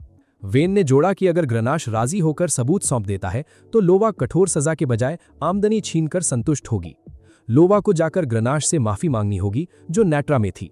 अंत में टूट चुका ग्रनाश प्लान स्वीकार करने के अलावा कोई विकल्प नहीं ढूंढ पाया। भाई, बॉस लेवल नेगोशिएशन राजा का सिस्टम हमेशा के लिए हैंग कर दिया। उसके बाद वेन गार्ड्स के साथ आराम के लिए शांत जगह ढूंढ रहा था। अचानक शांति छा गई और वेन ने महसूस किया कि कुछ अप्राकृतिक हो रहा था। ठीक वैसा ही उन पर खतरनाक एम्बुश हुआ जिसने उन्हें लड़ने पर मजबूर कर दिया। लेकिन शातिर वेन को एहसास हुआ कि ये आक्रमण एक जाल था। उसने पीछे से आने वाले सरप्राइज हमले को चकमा दे दिया। जिसने हमला किया वह भाला लिए अनजान आदमी था और शांत दिख रहा था जब उसने वेन के पैरों को निशाना बनाया। वेन ने उससे साफ कहा कि वह जानता है कि आक्रमणकारी पश्चिम से आए स्पाइस थे, न कि ग्रनाश के लोग। ये सच सुनकर आदमी चौंक गया, लेकिन उसने बिना रुके वेन पर लगातार हमला जारी रखा। फिर भी वेन ने एबिलिटी दिखाते हुए प्रहारों को चकमा दे दिया। भाई, एजिलिटी बफ अलग लेवल पर है। उसने बताया कि पश्चिम ने विद्रोह भड़काया और ग्रनाश को शामिल किया। पश्चिम ग्रनाश की पेटी बनाना और विद्रोह के सबूत मिटाना चाहता था। वेन ने विश्वस्त लोगों को महल में उसे बचाने भेज रखा था। दृश्य में जेरोल्ट की खबर ग्रनाश तक पहुंचाने वाली फलन्या की अंगरक्षका नना की थी। वेन ने उसे ग्रनाश को बचाने और सबूतों की रक्षा करने का आदेश दिया था। जैसा उम्मीद थी सब वेन की भविष्यवाणी के अनुसार हुआ। पश्चिमी स्पाइस प्रकट हुए और कमरे में सबूत ढूंढने लगे। ननाकी ने जाल बिछा रखा था और आसानी से सबकी पेटी बना दी। भाई, ननाकी की ओवरपावर्ड एबिलिटी से लगता है राइटर ने सारे पॉइंट्स वहीं इन्वेस्ट कर दिए। हम दोबारा वेन की तरफ लौटते हैं। जब भाला चलाने वाले को एहसास हुआ कि साजिश फेल हुई है तो वह वेन को पैक करने के लिए आप ऐसे बाहर हो गया। लेकिन वेन प्लानिंग में मास्टर और कॉम्बैट में ओवरपावर्ड योद्धा था। उसने आस्तीन में छिपा हथियार निकाला और पूरी ताकत से आदमी की तरफ फेंका। ये जहरीला हथियार है, ऐसा झूठ सुनते ही आक्रमणकारी का सिस्टम थोड़ी देर के लिए हैंग हो गया और उसे चकमा देना पड़ा। बिजली की चमक की तरह वेन उसकी तरफ दौड़ा और अपनी तलवार से उसकी बांह काट दी। जब बचे हुए पश्चिमी स्पाइस बुरी तरह घिर गए और समझ गए कि जीत नहीं सकते तो वे भाग खड़े हुए। लेकिन मामला यहां खत्म नहीं हुआ। वेन को अचानक घोड़ों की आवाजें सुनाई दी और वे घोड़े ग्रनाश और उसके गार्ड्स के थे। वेन के गार्ड्स ने कहा कि ग्रनाश ने समझौता तोड़ दिया है। वेन ने शांति से उत्तर दिया कि बैकअप प्लान वहां से भागना था, लेकिन वेन ने उनके लिए ट्रिक्स तैयार रखी थी। भाई, इस हीरो का दिमाग सुपर कंप्यूटर है, नया चीट कोड लगाकर बैठा रहता है। उसका बच निकलना सिर्फ पीछे हटना नहीं था, उसने सीमा पर सैकड़ों मजबूत नाट्रा सैनिकों को पहले से तैयार रखा था ताकि ग्रनाश अचानक उनसे टकरा जाए, घबराहट का शिकार हो जाए और उलझन में गिर जाए। दृश्य बदलता है और वेन, लोवा और निनिम इस घटना पर लंबी चर्चा कर रहे थे। वेन ने इन परिणामों की सटीक भविष्यवाणी पहले ही कर ली थी। उसने बताया कि ग्रनाश के साथ समझौते के सफल होने की संभावना 50% थी। अगर ग्रनाश उसे पकड़ने की कोशिश करता तो वह तेजी से आगे बढ़ने के लिए साथ थोड़े सैनिक लाता। उस स्थिति में वेन आसानी से उस राजा और गार्ड्स का सामना करके उन्हें मैदान में हरा सकता था। उसे हजारों सैनिकों को उतारने की जरूरत नहीं पड़ती। फिर वेन ने प्लान का दूसरा भयंकर हिस्सा जोड़ा, जिसमें लोवा और उसकी शक्तिशाली इंपीरियल सेना का शामिल होना शामिल था। जिसके परिणाम स्वरूप जब ग्रनाश ने अपने ठीक सामने उस विशाल इंपीरियल सेना को खड़ा देखा तो उसका आत्मविश्वास टूट गया और उसका सिस्टम बुरी तरह हैंग हो गया, जिससे वह आगे बिल्कुल नहीं बढ़ सका। उसे तुरंत गिरफ्तार कर लिया गया और शाही राजकुमारी लोवा वेन और शाही इंपीरियल गवर्नर के सामने पेश होने लाया गया। अंत में हम देखते हैं कि ग्रनाश, जो कभी डरता नहीं था, अब उस आलीशान कमरे में लोवा, वेन और शाही इंपीरियल गवर्नर के सामने एक घबराए हुए अपराधी की तरह खड़ा था। वह आतंकित था और किसी न किसी तरह अपने लिए आगे तय की गई भयंकर सजा से बच निकलने का असंभव रास्ता ढूंढने की लगातार कोशिश कर रहा था। ग्रनाश ने गुस्से में वेन से पूछा कि उसने नाट्रा की सेना को इंपीरियल जमीन पर क्यों बुलाया। उसने वेन पर गैरकानूनी हमला करने का आरोप लगाया। उसे लगा था कि वेन को इस आरोप में फंसाकर वो बच निकलेगा। भाई, ये क्या लॉजिक है? खुद की पेटी बनने वाली है और ये दूसरों पर आरोप लगा रहा है। लगता है इसका सॉफ्टवेयर करप्ट हो चुका था। लेकिन इंपीरियल गवर्नर ने वेन पर लगाए गए आरोपों का करारा जवाब दिया। उसने समझाया कि इंपीरियल जमीन पर नाट्रा की मौजूदगी पूरी तरह स्वाभाविक थी, क्योंकि उन्हें इंपीरियल सेना के साथ संयुक्त सैन्य अभ्यास में भाग लेने बुलाया गया था। ये जवाब अहंकारी ग्रनाश के लिए अनपेक्षित था। वो शब्द नहीं बोल सका और उसका प्लॉट आर्मर टूट गया। एक बार फिर शातिर वेन ने हर आरोप की पहले से सटीक भविष्यवाणी करके अपनी बेजोड़ एबिलिटी साबित कर दी। उसने पहले ही निन्निम को नाट्रा में तैनात इंपीरियल अधिकारी से संपर्क करने और संयुक्त सैन्य अभ्यास का अनुरोध भेजने का आदेश दिया था। हर दिशा से घिरे होने के बाद ग्रनाश को एहसास हुआ कि वेन ने महल आने से पहले बारीक प्लानिंग कर ली थी। अंत में उसने शर्मिंदा होकर समर्पण किया और लोवा से माफी मांगी। अगले दिन नाट्रा महल में लोवा शांत माहौल में निन्निम के साथ थी। लोवा ने ऐलान किया कि वो वापस एम्पायर लौट जाएगी और वेन के साथ सगाई का प्लान रद्द कर दिया है। उसका तर्क था कि अगर वो अकेली रहती है तो एम्पायर में आजादी से अपना राजनीतिक प्रभाव फैला सकेगी। लेकिन समझदार निन्निम इन बातों से आश्वस्त नहीं थी और उसने लोवा से वेन के प्रति असली भावनाओं पर सवाल पूछा। सवाल सुनते ही लोवा बुरी तरह घबरा गई, चेहरा लाल हो गया और जवाब देने से इनकार कर दिया। लेकिन निन्निम उसकी चुप्पी पर विश्वास नहीं करने वाली थी। अंततः लोवा ने शर्माते हुए स्वीकार किया कि वो वेन से बेहिसाब मोहब्बत करती थी। हालांकि उसने खुलासा नहीं किया कि इस गहरी मोहब्बत के बावजूद सगाई आखिर क्यों तोड़ रही थी। इसके बाद लोवा अकेले में वेन से मिल रही थी। वो अभी भी उस शानदार रणनीति से दंग थी जिसे वेन ने ग्रनाश को धूल चटाने के लिए बनाया था। उसकी नज़र में वेन आसान रास्ता चुन सकता था, जैसे ग्रनाश का अपहरण करके उसकी पेटी बनाना और कबूलनामा लेने के लिए टॉर्चर करना। लेकिन शातिर वेन ने मुस्कुराते हुए जवाब दिया कि लोवा के लिए ग्रनाश से निपटने का आसान तरीका उसे पहले मानसिक रूप से तबाह करना था। लोवा को समझ आ गया कि वेन ने जो किया वो सिर्फ उसकी सुरक्षा के लिए था। उसे एहसास हुआ कि वेन ने इस योजना को पुराने वादे के रूप में पूरा किया जो उसने एकेडमी में किया था। अंत में लोवा नाट्रा को पीछे छोड़कर वापस एम्पायर निकल गई। वेन से सगाई तोड़ने का उसका सच्चा कारण सबके सामने साफ हो गया। वो वेन और निन्निम के बीच के अद्भुत रिश्ते की गहरी प्रशंसा करती थी। एक ओवरपावर्ड राजकुमार और गुलामों की वंशज लड़की के बीच का मजबूत बंधन दुर्लभ था। इसी कारण उसने महसूस किया कि उसे इनके रिश्ते के बीच में नहीं आना चाहिए और खुद को एम्पायर में साबित करने का निश्चय किया। समय गुजर गया और जल्द ही वेन और निन्निम कवारिन साम्राज्य की तरफ बढ़ते दिखाई दिए। उन्हें वहां आयोजित स्पिरिट फेस्टिवल में शामिल होने का निमंत्रण मिला था। स्पिरिट फेस्टिवल एक धार्मिक त्योहार है जो वसंत ऋतु की शुरुआत में मनाया जाता है। कवारिन साम्राज्य राजकुमार वेन को मेहमान बनाकर नाट्रा के साथ मजबूत संबंध बनाना चाहता था। लेकिन पश्चिम सफर शुरू करते वक्त वेन के चेहरे पर तनाव था। उसे डर था कि मार्डिन साम्राज्य के बचे सैनिक उसकी पेटी बनाने और टिकट काटने की कोशिश कर सकते हैं। दूसरी तरफ उसे निन्निम को काले बालों में देखना पसंद नहीं था। निन्निम ने ऐसी हरकत इसलिए की क्योंकि पश्चिम के लोग गुलामों की वंशज के खिलाफ नस्लवादी विचार रखते थे। निन्निम ने वेन को कवारिन ने मुसीबत खड़ी ना करने की चेतावनी दी और उसने शांति से बात मान ली। थोड़ी देर बाद गार्ड्स ने खबर दी कि उन्होंने नाट्रा के खनन क्षेत्र में प्रवेश किया है। ये सुनकर वेन ने वहां रुकने का फैसला किया। खानों में सोने का उत्पादन बेहतरीन चल रहा था, जिससे चेहरा चमक उठा। लेकिन नाट्रा का पुराना जनरल हेगिल रिटायरमेंट ले चुका था, इसलिए वेन परेशान हुआ। खान की सुरक्षा के लिए उसकी जगह लेने वाला कोई ताकतवर इंसान नहीं था।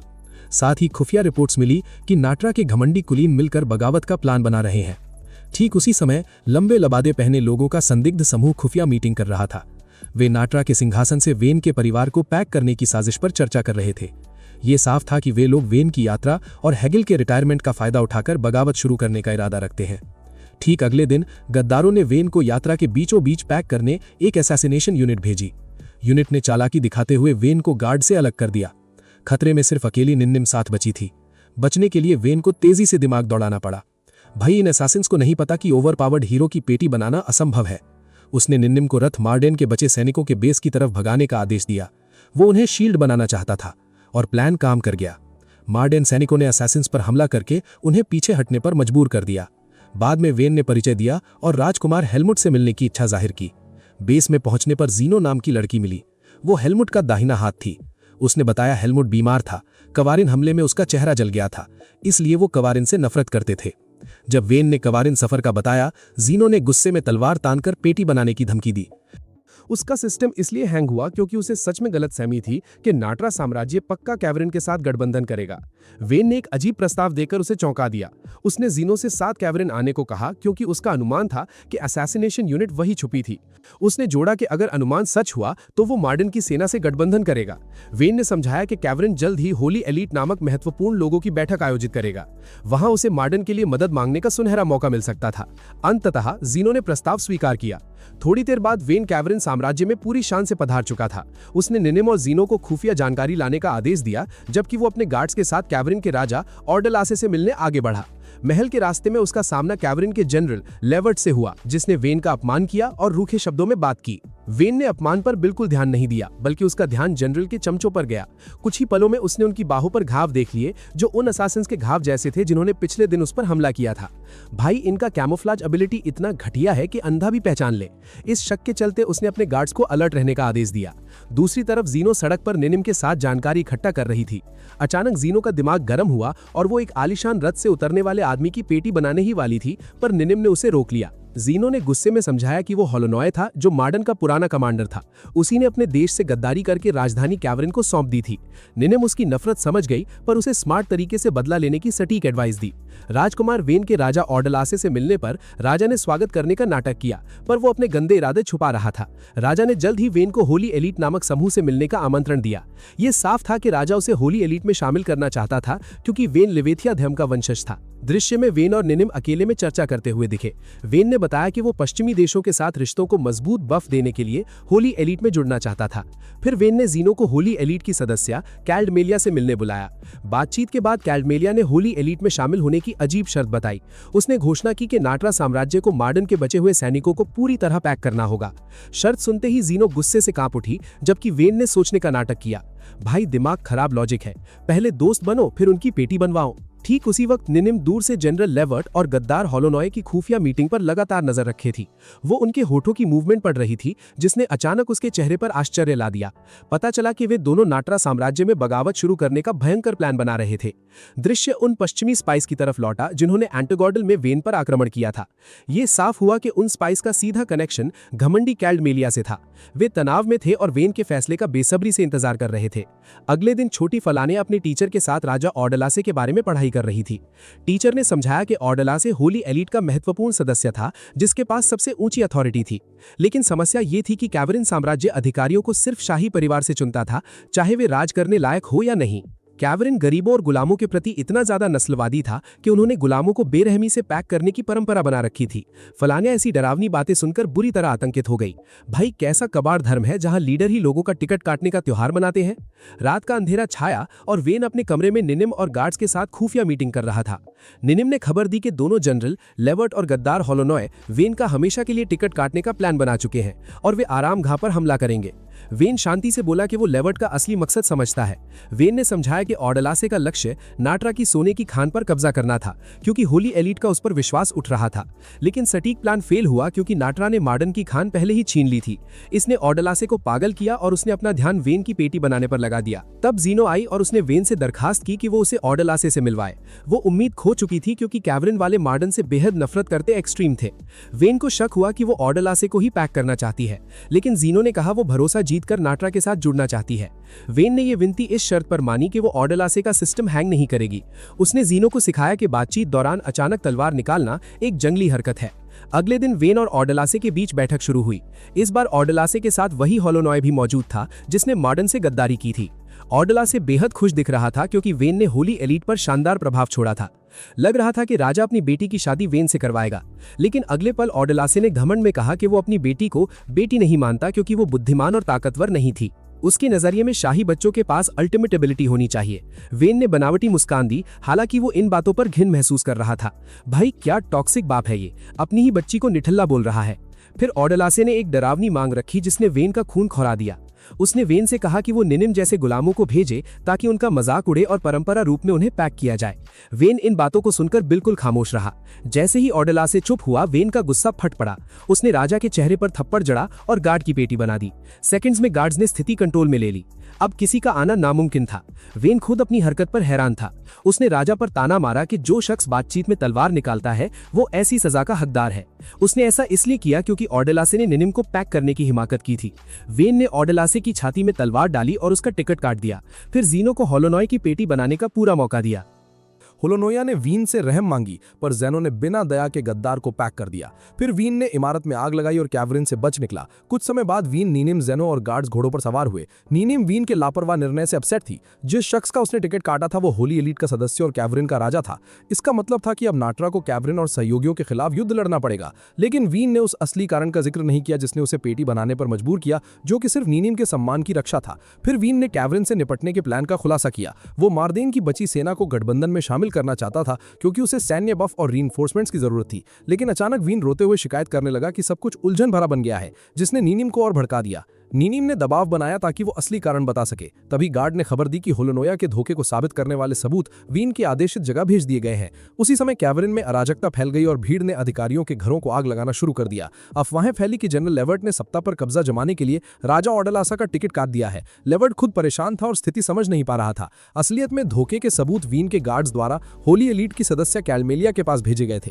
कैलमेलिया के पास वीन के शातिर प्लान का समर्थन करने के अलावा कोई रास्ता नहीं बचा था। उसने आदमियों को कैवरिन के अधिकारियों की पेटी बनाने का आदेश दिया। साथ ही उसने खबर दी कि नाट्रा की विद्रोही सेना सीमा पर वीन का इंतजार कर रही थी और उनका लक्ष्य वीन को पैक करना था। वीन ने बताया कि पहाड़ों के बीच दूसरा रास्ता मौजूद था, पर गार्ड ने चेतावनी दी कि भूस्खलन से रास्ता बंद हो चुका है। बचने के लिए वीन को तेजी से सोचना पड़ा। जब सटीक आइडिया आया तो उसने गार्ड्स को आगे बढ़ने को कहा। उस दौरान लेवर्ट और उसके सैनिक वीन का पीछा कर रहे थे। उसकी स्काउटिंग यूनिट ने बताया कि सड़क पर सामान मिला है और वीन शायद वहीं से निकलेगा। लेवर्ट चौंका कि वीन ने पहाड़ी रास्ता क्यों नहीं चुना, पर बाद में पता लगा कि रास्ता बंद था, इसलिए उसने सैनिकों को मुख्य सड़क पर मुड़ने का आदेश दिया।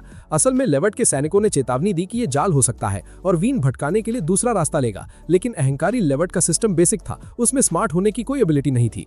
भाई दिमाग घुटनों में हो तो वार्निंग क्या समझेगा। उसने चेतावनी उपेक्षित कर दी। थोड़ी देर बाद उन्हें सामने सैकड़ों हथियारबंद सैनिक खड़े दिखे, जिनके हाथ में कोई झंडा नहीं था। लेवर्ट और जवान उलझन में थे। उन्होंने अनुमान लगाया कि वे नाट्रा की विद्रोही सेना थे जो वीन का पिकेट काटने आए थे। लेकिन अचानक पीछे से नाइट्स प्रकट हुए और लेवर्ट के सैनिकों पर खतरनाक हमला बोल दिया, जिससे डर फैल गया और वे आगे खड़ी नाट्रा की विद्रोही सेना की तरफ भागने लगे। परिणाम ये हुआ कि नाट्रा की विद्रोही सेना ने वीन पर हमला करने के बजाय लेवर्ट की सेना से टक्कर ली। उन्हें पीछे से हमला होने के बाद पार करने पर मजबूर होना पड़ा। भाई विलेन की सेना आपस में ही पैक करने में लग गई। पता चला कि ये वीन की मास्टर रणनीति थी। वो पूरे वक्त पहाड़ी रास्ते के खंडहरों में छुपा बैठा था और उसने ज़ेनो से मार्देन की बची सेना को बुलावा भेजा था ताकि वो लेवर्ट की सेना पर पीछे से आक्रमण करे। उसका ओवरपावर्ड प्लान यहाँ खत्म नहीं हुआ। अचानक मैदान में नाट्रा साम्राज्य का जनरल सामने आया, जिसका नाम हेगल था। हेगल का रिटायरमेंट झूठी अफवाह थी, जिसे वीन ने विद्रोही कुलीनों को बाहर निकालने के लिए फैलाया था। दुश्मन को फेक न्यूज देकर गेम बजा दिया। परिणाम स्वरूप हेगल और नाट्रा के सैनिकों ने विद्रोही सेना और लेवर्ट की सेना को एक ही झटके में हरा दिया। उस शानदार जीत के बाद वीन वापस नाट्रा आ गया। महल में वो और नीनिम एक खास मेहमान मार्देन के राजकुमार से मिले। जब राजकुमार ने हेलमेट उतारा तो वो ज़ेनो निकली। सच्चाई ये थी कि वो मार्देन के पुराने राजा की बड़ी बेटी ज़ेनोविया मार्देन थी। कैवरिन के हमले में सिर्फ वही बची थी। उसने बताया कि ओडलासा और लेवर्ट के पैक हो जाने की वजह से उसने राजधानी पर दोबारा कब्जा जमा लिया था। नाट्रा आने का उसका कारण वीन के सामने निष्ठा घोषित करना और साम्राज्य का रक्षा कवच मांगना था। जब वीन ने यह सुना तो वो थर्रा गया। वो जिम्मेदारियों से थक चुका था, क्योंकि अकेले नाट्रा को संभालना ही मुश्किल था। लेकिन ज़ेनो ने उसे मनाने की कोशिश की, ये कहकर कि वो सिर्फ महिला है और साम्राज्य चलाने की एबिलिटी उसमें नहीं है। कुछ दिन गुजर गए और दृश्य इंपीरियल राजधानी की तरफ मुड़ता है। सम्राट के सिंहासन पर कब्जा करने का संघर्ष अभी सुलझ नहीं पाया था। लोबा, जो उत्तराधिकारी बनने वाले 4 उम्मीदवारों में से एक थी, वो मेयर के साथ उत्तराधिकारियों के सम्मेलन पर चर्चा कर रही थी। उस सम्मेलन में 3 खास मेहमान बुलाए जाने थे और उनमें से एक नाट्रा साम्राज्य से आने वाला था। उस बैठक के बाद लोबा थकान महसूस करते हुए सोफा पर लेट गई। लेकिन ब्रांडल ने कहा कि जब नाट्रा का प्रतिनिधिमंडल राजधानी आएगा तो लोबा आसानी से वीन और उसके ग्रुप का स्वागत करने के लिए उत्सुक होगी। ये सुनकर लोबा चौंका, क्योंकि शुरुआत में अनुमान था कि नाट्रा का प्रतिनिधि खुद वीन होगा। होगा, लेकिन सच्चाई ये निकली कि उसकी छोटी बहन फलानिया वहां आने वाली है। दूसरी तरफ वीन परेशान था क्योंकि उसे सफर के दौरान फलानिया की सुरक्षा की फिक्र सता रही थी, भले ही नीनेम और नानकी उसके साथ थे। इसके बाद दृश्य वीन पर मुड़ता है, जो नाट्रा के अधिकारियों के साथ बैठक कर रहा था। शुरुआती दौर में एम्पायर के निमंत्रण पर हिस्सा लेने के लिए खुद वीन को बुलाया गया था, लेकिन नाट्रा अभी भी युद्ध से उभर रहा था। ऐसे वक्त में वेन का साम्राज्य छोड़कर जाना खतरे से खाली नहीं था, परंतु कुछ अधिकारियों ने दबाव बनाया और वहां जाने को प्रोत्साहित किया। उनका मानना था कि यह निमंत्रण नात्रा के गठबंधनों को बढ़ाने का सुनहरा अवसर था। ठीक उसी पल मासूम फलन्या ने ऐलान किया कि वो वेन की जगह प्रतिनिधित्व करेगी। उसकी हिम्मत भरी बातें सुनकर हर शख्स चौंक गया, सबका सिस्टम हैंग हो गया, लेकिन किसी की हिम्मत नहीं हुई कि वो इस दृढ़ फैसले को खारिज कर सके। अगले दिन फलन्या अपनी विश्वस्त पत्रा रक्षक निनिम के साथ शाही दावत के लिए निकल पड़ी। रास्ते में निनिम ने फलन्या को इंपीरियल सिंहासन के संघर्ष में लोविलमिना की स्थिति समझाई। पिछले विद्रोह को रोकने में लोविलमिना की सफलता के बाद उसे साम्राज्य में भारी समर्थन मिला था। उसका प्लॉट आर्मर और राजनीतिक एबिलिटी दोनों बफ हो चुके थे, लेकिन वो सीधे सिंहासन पर कब्जा नहीं कर सकती थी क्योंकि उसके पास मिलिट्री बैकिंग नहीं थी। इस कमी के चलते उसने अपनी खुद की एक फैक्शन बनाई जिसे पेट्रियट्स फैक्शन कहा जाता था। इस समूह में ऐसे प्रभावशाली लोग शामिल थे जिन्हें एम्पायर के भविष्य की परवाह थी। लोविलमिना ने खुद को एक मेहनती महिला बनाया जो बिना औपचारिक पद के काम कर रही थी।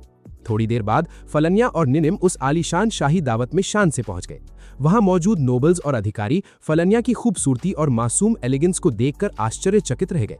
लोविलमिना ने गर्मजोशी से उसका स्वागत किया और अपने तीनों शाही भाइयों से मिलवाने का आमंत्रण दिया। दूसरी तरफ चौकन्नी निनिम उन राजकुमारों की फलन्या से बढ़ती नजदीकी को लेकर चिंतित थी। निनिम जानती थी कि नात्रा साम्राज्य को राजनीतिक खेल में पूरी तरह न्यूट्रल रहना था। फलन्या आत्मविश्वास के साथ लोविलमिना के कदमों से कदम मिलाती हुई तीनों शाही भाइयों यानी डेमेट्रियो, बार्डलोचे और मैनफ्रेड के सामने खड़ी हो गई। शातिर वेन ने पहले ही फलन्या को उनकी असलियत और इरादों से आगाह कर दिया था। मैनफ्रेड वो राजकुमार था जिसकी असली एबिलिटी उसकी मीठी बातों में छुपी थी, जिसके चलते उसने कई प्रांतों का भारी समर्थन हासिल किया था। बार्डलोचे वो राजकुमार था जिसे विशाल इंपीरियल मिलिट्री का बफ मिला हुआ था। और जहां तक बात डेमेट्रियो की थी, वो सबसे बड़ा बेटा था और चारों भाई बहनों में सबसे बड़ा बेवकूफ था। भाई इसका लॉजिक तो पैदा होते ही पैक हो गया था। इसे समर्थन मिलने का एक लौता कारण उसकी बड़ी उम्र थी। डेमेट्रियो ने घमंड में फलन्या को नीची नजर से देखा क्योंकि उसे विश्वास नहीं हुआ कि नात्रा ने बैठक में बच्ची को भेजा। लोविलमिना ने दखल दिया और समझाया कि नात्रा युद्ध के झटकों से उभर रहा है और वेन राज्य संभालने में व्यस्त है। लेकिन बार्डलोचे और मैनफ्रेड फलन्या के करीब आने और प्रभावित करने के लिए कड़ी प्रतिस्पर्धा करने लगे। चौकन्नी निनिम ने फलन्या के कान में फुसफुसाते हुए चेतावनी दी कि उन्हें इस खतरनाक जगह से निकलना चाहिए। लोविलमिना ने चालाकी से बहाना बनाया ताकि वे दूर जा सकें। अकेले होने पर फलन्या डर से परेशान थी कि उसने वेन को निराश तो नहीं कर दिया। निनिम ने नानाकी को फलन्या की सुरक्षा का सख्त आदेश दिया। निनिम सीधे लोविलमिना से मिलने गई और पूछा कि बैठक के पीछे उसका लक्ष्य क्या था। लोविलमिना ने दावा किया कि वो संघर्ष में नात्रा का समर्थन चाहती है, लेकिन निनिम ने जोर दिया कि वेन के निर्देशों के अनुसार नात्रा न्यूट्रल रहेगा। दोनों के बीच भयंकर टकराव शुरू हो गया। फिर दृश्य शाही उम्मीदवारों पर मुड़ता है जो इंपीरियल सम्मेलन शुरू करने एक हॉल में जमा हुए थे। अगले दिन फलन्या इंपीरियल राजधानी के मेयर के साथ टहल रही थी और पीपल्स असेंबली की इमारत तक पहुंची। साफ था कि इंपीरियल के आम लोगों के प्रतिनिधि वहां जमा होते थे और नीतियों पर बहस करते थे। फलन्या वहां सीखना चाहती थी। दूसरी तरफ अहंकारी डेमेट्रियो गुस्से में आग बबूला का क्योंकि उसके भाई बहन उसे सबसे बड़े बेटे का सम्मान नहीं दे रहे थे। वो नात्रा के रवैये से चिढ़ा था जिसने बैठक में बच्ची को भेजा। अचानक उसके शातिर दिमाग में वेन को करारा जवाब देने का खतरनाक आइडिया आया। डेमेट्रियो फलन्या से मिलने गया और ऐलान किया कि वो फलन्या से शादी चाहता है। उसकी बातों ने सबको चौंका दिया और फलन्या डर से कांपने लगी। उसने दावा किया कि ये शादी एम्पायर और नात्रा के रिश्ते को मजबूत करेगी। फलन्या और निनिम जानती थी कि इसके पीछे घटिया स्वार्थ छुपा था। फलन्या ने घबराते हुए कहा कि वो प्रस्ताव पर विचार करेगी, लेकिन डेमेट्रियो ने तुरंत जवाब देने का दबाव बनाया। लोविलमिना ने पगलेट भाई को चेतावनी देने की कोशिश की, लेकिन उसने चुप रहने का आदेश दिया और कहा कि शादी बफ देगी। डेमेट्रियो के गंदे इरादे पूरी तरह साफ थे। भाई इस क्रिंज आदमी का लॉजिक वाहियात है, कोई इसकी पेटी बना दे। लेकिन फलन्या ने, जिसने पीपल्स असेंबली में राजनीति सीख ली थी, बुलंद आवाज में उत्तर दिया कि वो आभारी है, लेकिन शाही विवाह राजनीतिक मामला है और उसे अकेले फैसला लेने का अधिकार नहीं है। फलन्या के इस इनकार से डेमेट्रियो चिढ़ गया और धमकी दी कि सम्राट बनने पर वो नात्रा को तबाह करके सबकी पेटी बना देगा। लेकिन ठीक उसी पल ओवर पावर्ड वेन तूफान की तरह प्रकट हुआ और डेमेट्रियो को रोक दिया। शुरुआत में वेन को समझ नहीं आ रहा था कि क्या चल रहा था। वो सिर्फ स्थिति तोड़ना चाहता था। फिर निनिम ने उसे एक नोट पकड़ाया जिसमें लिखा था कि क्या बवाल हो रहा था। नोट पढ़ने के बाद वेन ने डेमेट्रियो के असली इरादों के बारे में तेजी से सोचा और सटीक समाधान ढूंढने लगा। लेकिन अहंकारी डेमेट्रियो गुस्से में आकर वेन से फलन्या की शादी पर अपना तुरंत फैसला लेने को कहा। साफ था कि वेन पूरे गेम को समझ चुका था, इसलिए उसने मुस्कुराहट के साथ उत्तर दिया कि वो राजी है। उसने आगे समझाया कि ये शादी एम्पायर और नात्रा के रिश्ते को मजबूत करेगी। ये उत्तर सुनकर बेचारी फलन्या बुरी तरह आश्चर्यचकित रह गई, लेकिन ठीक उसी पल वहां पूरा गेम पलट गया। वेन ने लोविलमिना के साथ अपनी खुद की सगाई के टॉपिक को दोबारा खोल दिया, जिसने डेमेट्रियो का पूरा सिस्टम हैंग कर दिया। डेमेट्रियो वेन को तड़पाना चाहता था, लेकिन वो नहीं चाहता था कि वेन को लोविलमिना से शादी करने का बफ मिले, क्योंकि वो खुद सिंहासन की उम्मीदवार थी। उसका गुस्सा और भड़क गया जब लोविलमिना ने स्थिति को समझ लिया और अपनी सगाई पर बहस करने में वेन का साथ दिया। उस बेवकूफ डेमेट्रियो को तो ये एहसास ही नहीं हुआ कि वेन उसका इस्तेमाल कर रहा था। भाई क्या दिमाग पाया है इसने, अपना ही मजाक बनवा रहा है। डेमेट्रियो ने गुस्से में कहा कि उसे लोविलमिना की सगाई मंजूर नहीं है, लेकिन लोविलमिना ने उसकी बात को ठुकरा दिया और कहा कि उसे ये फैसला करने का कोई हक नहीं है। तब निनिम ने याद दिलाया कि नत्रा के नोबल्स को एक ही परिवार में शादी करने की इजाजत नहीं है। अंत में वेन ने यह बहाना बनाकर बात खत्म कर दी कि काफी रात हो चुकी है और डेमेट्रियो भी इस पर राजी हो गया। ये पूरी तरह साफ था कि डेमेट्रियो ने फलानिया से शादी करने का इरादा छोड़ दिया था ताकि नत्रा साम्राज्य को इस शादी से कोई फायदा न मिल सके। डेमेट्रियो और लोविलमिना के हॉल से जाने के बाद फलानिया ने वेन को गले लगा लिया और उसे इस मुसीबत से बचाने के लिए दिल से धन्यवाद दिया। क्योंकि काफी रात हो चुकी थी, फलानिया सोने चली गई। उसके बाद वेन ने निनिम से बात की और उसे बताया कि नत्रा साम्राज्य की स्थिति अभी सुरक्षित है, पर वो अभी भी होली एलीट की चालों को लेकर परेशान था। उसने आगे कहा कि उसने सुना है कि वो किसी देश में कुछ भयंकर प्लान कर रहे हैं, लेकिन इस बात के बाद वेन के चेहरे पर थकान साफ दिखने लगी और नींद की कमी के कारण वो लगभग बेहोश होने ही वाला था। निनिम उसकी इस हालत को देखकर चिंतित हो गई, पर वेन जिद करने लगा कि वो पूरी तरह ठीक है। तब निनिम ने लोविलमिना का एक लेटर दिया जिसमें उस रात चुपके से मिलने का आमंत्रण था। इसके बाद दृश्य वेन की तरफ बढ़ता है, जो तय की गई जगह पर लोविलमिना से मिलने जा रहा था। लोविलमिना ने उससे इसलिए मिलना चाहा ताकि वो इंपीरियल सिंहासन पर कब्जा जमाने के अपने प्लान्स के बारे में वेन की सलाह ले सके, क्योंकि पहले जो इंपीरियल कॉन्फ्रेंस हुई थी वो फेल हो चुकी थी और उससे कुछ भी फायदा नहीं हुआ था। पर वेन को इस सिचुएशन का कोई साफ समाधान नजर नहीं आ रहा था। उसने कहा कि लोविलमिना बिल्कुल सही रास्ते पर चल रही है, क्योंकि आम लोग अब उसे पसंद करने लगे हैं। अंत में लोविलमिना ने वहां से जाने का फैसला किया, पर उसने ये क्लियर कर दिया कि वो अभी भी वेन और निनिम को अपने इस राजनीतिक संघर्ष में शामिल करेगी। भाई ये लड़की वेन का पीछा नहीं छोड़ने वाली। अगले दिन राजकुमार मैनफ्रेड को अपने आदमियों से रिपोर्ट मिली कि वेन वहां आ चुका है। उसके आदमियों ने बताया कि वेन अगले दिन डेमेट्रियो से मिलने का प्लान कर रहा है। मैनफ्रेड ने शुरू ने तो वेन की एबिलिटीज की जमकर तारीफ की, लेकिन अचानक उसने आदेश दिया कि इसके बाद वेन का टिकट काट दिया जाए और उसे हमेशा के लिए एलिमिनेट कर दिया जाए। यह बिल्कुल साफ था कि मैनफ्रेड वेन की शातिर एबिलिटीज से डरता था और उसे एक बहुत बड़ा खतरा मानता था अगर वो नया सम्राट बन गया तो। अगले दिन वेन और डेमेट्रियो के बीच एक मीटिंग आयोजित हुई। वेन निनिम के साथ डेमेट्रियो की हवेली की तरफ जाता हुआ दिखाई दिया और उसके चेहरे पर थकान साफ नजर आ रही थी। वेन ने फलानिया के बारे में पूछा तो निनिम ने बताया कि वो पीपल्स असेंबली में पढ़ाई कर रही है। वहां के लोगों ने उसकी मौजूदगी को स्वीकार कर लिया था और उसे अपनी राय रखने की इजाजत दे दी गई थी। इसके बाद वेन महल में पहुंचा और डेमेट्रियो से मिला। अंदर ही अंदर वेन सोच रहा था कि आखिर डेमेट्रियो से क्यों बात करना चाहता था। क्या ये शादी के बारे में था या नत्रा साम्राज्य के राजनीतिक रिश्तों के बारे में? बातचीत शुरू होने से पहले एक मेड ने उसे एक कप चाय दी, पर वेन को उस पर शक हुआ और उसने मेड से वही चाय पीने को कहा। मेड थोड़ी घबराई हुई लग रही थी और उसने चाय पीने से मना कर दिया, पर वेन जिद पर अड़ा रहा।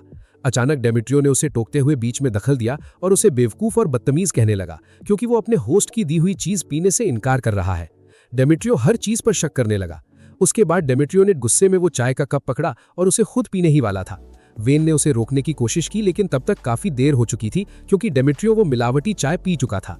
और सच में कुछ ही देर बाद डेमेट्रियो की तबीयत भयंकर खराब हो गई और वो बेहोश हो गया, जबकि जो मेड चाय लाई थी वो वहां से भाग निकली। निनिम उसके पीछे भागने की कोशिश की, पर वेन ने उसे रोका और कहा कि वो जल्दी से किसी डॉक्टर को ढूंढे ताकि डेमेट्रियो का इलाज हो सके। उसने कहा कि इस वक्त सबसे जरूरी चीज डेमेट्रियो की जान बचाना है। इस घटना के बाद वेन को रोक लिया गया और कई दिनों तक उससे पूछताछ की गई, क्योंकि वो डेमेट्रियो की तबीयत बिगड़ने के इस मामले में एक सस्पेक्ट बन गया था। जब पूछताछ खत्म हुई तो निनिम ने वेन से बात की और बताया कि डेमेट्रियो किसी तरह बच गया था और अपने साम्राज्य वापस लौट गया था। लेकिन उसके भाई मैनफ्रेड और बार्डलोच का मानना था कि इस सब के पीछे मिल्टार्स शहर के किसी इंसान का ही हाथ था, वही शहर जहां इंपीरियल कॉन्फ्रेंस हुई थी। इसी कारण से मैनफ्रेड और बार्डलोच ने मिल्टार्स शहर को अपनी विशाल इंपीरियल सेना से चारों तरफ से घेर लिया था। यहाँ तक कि फलानिया ने भी लोवेलमिना और मिल्टार्स के मेयर की मदद की ताकि शहर के अंदर की स्थिति को शांत किया जा सके। उस वक्त वेन नत्रा वापस लौटने का सोच रहा था ताकि वो इस शहर के बवाल से खुद को दूर रख सके, लेकिन अचानक उसे अपने गार्ड से एक रिपोर्ट मिली कि लेटिशिया का झंडा उठाए सेनाएं जिनका नेतृत्व कैडमेलिया कर रही थी शहर की तरफ बढ़ रही हैं। ऐसा लग रहा था कि वो मिल्टार्स शहर को एम्पायर के दबाव से आजाद करवाने आई है, जो शहर पर हमला करने ही वाले थे। वेन कैडमेलिया की इस हरकत पर आग बबूला हो गया क्योंकि अब उसके लिए शहर से निकलना नामुमकिन सा हो गया था। भाई हीरो को लगता है वेकेशन चाहिए, पर मुसीबतें उसका पीछा ही नहीं छोड़ रही। निनिम ने समझाया कि अगर मिल्टार्स में युद्ध शुरू हुआ तो शहर के गार्ड्स अकेले इस मुसीबत को नहीं संभाल पाएंगे। ठीक तभी अचानक वेन बेहोश होकर गिर पड़ा।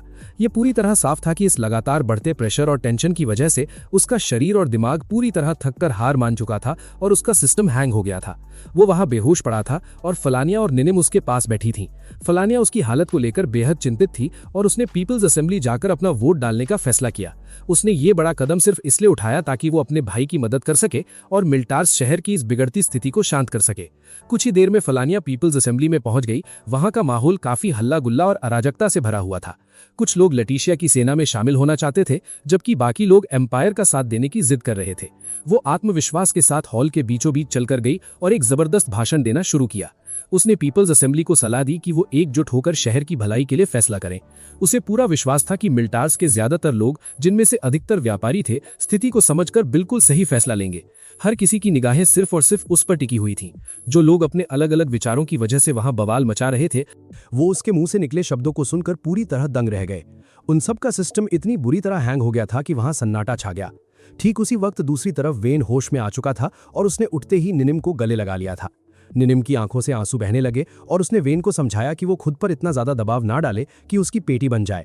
थोड़ी देर बाद फलन्या वापस आई और वेन के जागने के बाद उससे मिली और वेन ने पूरी तरह ठीक होने से पहले ही फलन्या की हिम्मत और पीपल्स असेंबली में दिखाए गए शानदार व्यवहार की जमकर तारीफ की। लेकिन फलन्या बहुत विनम्र थी और उसने आगे बढ़कर कहा कि वो उसकी मदद के लिए कुछ भी करने को तैयार थी। वेन इस बच्चे की तेजी से होती इस ग्रोथ को देखकर आश्चर्यचकित था, यहाँ तक कि अब उसकी नोबल ऑरा बिल्कुल साफ और ओवर पावर्ड नजर आने लगी थी।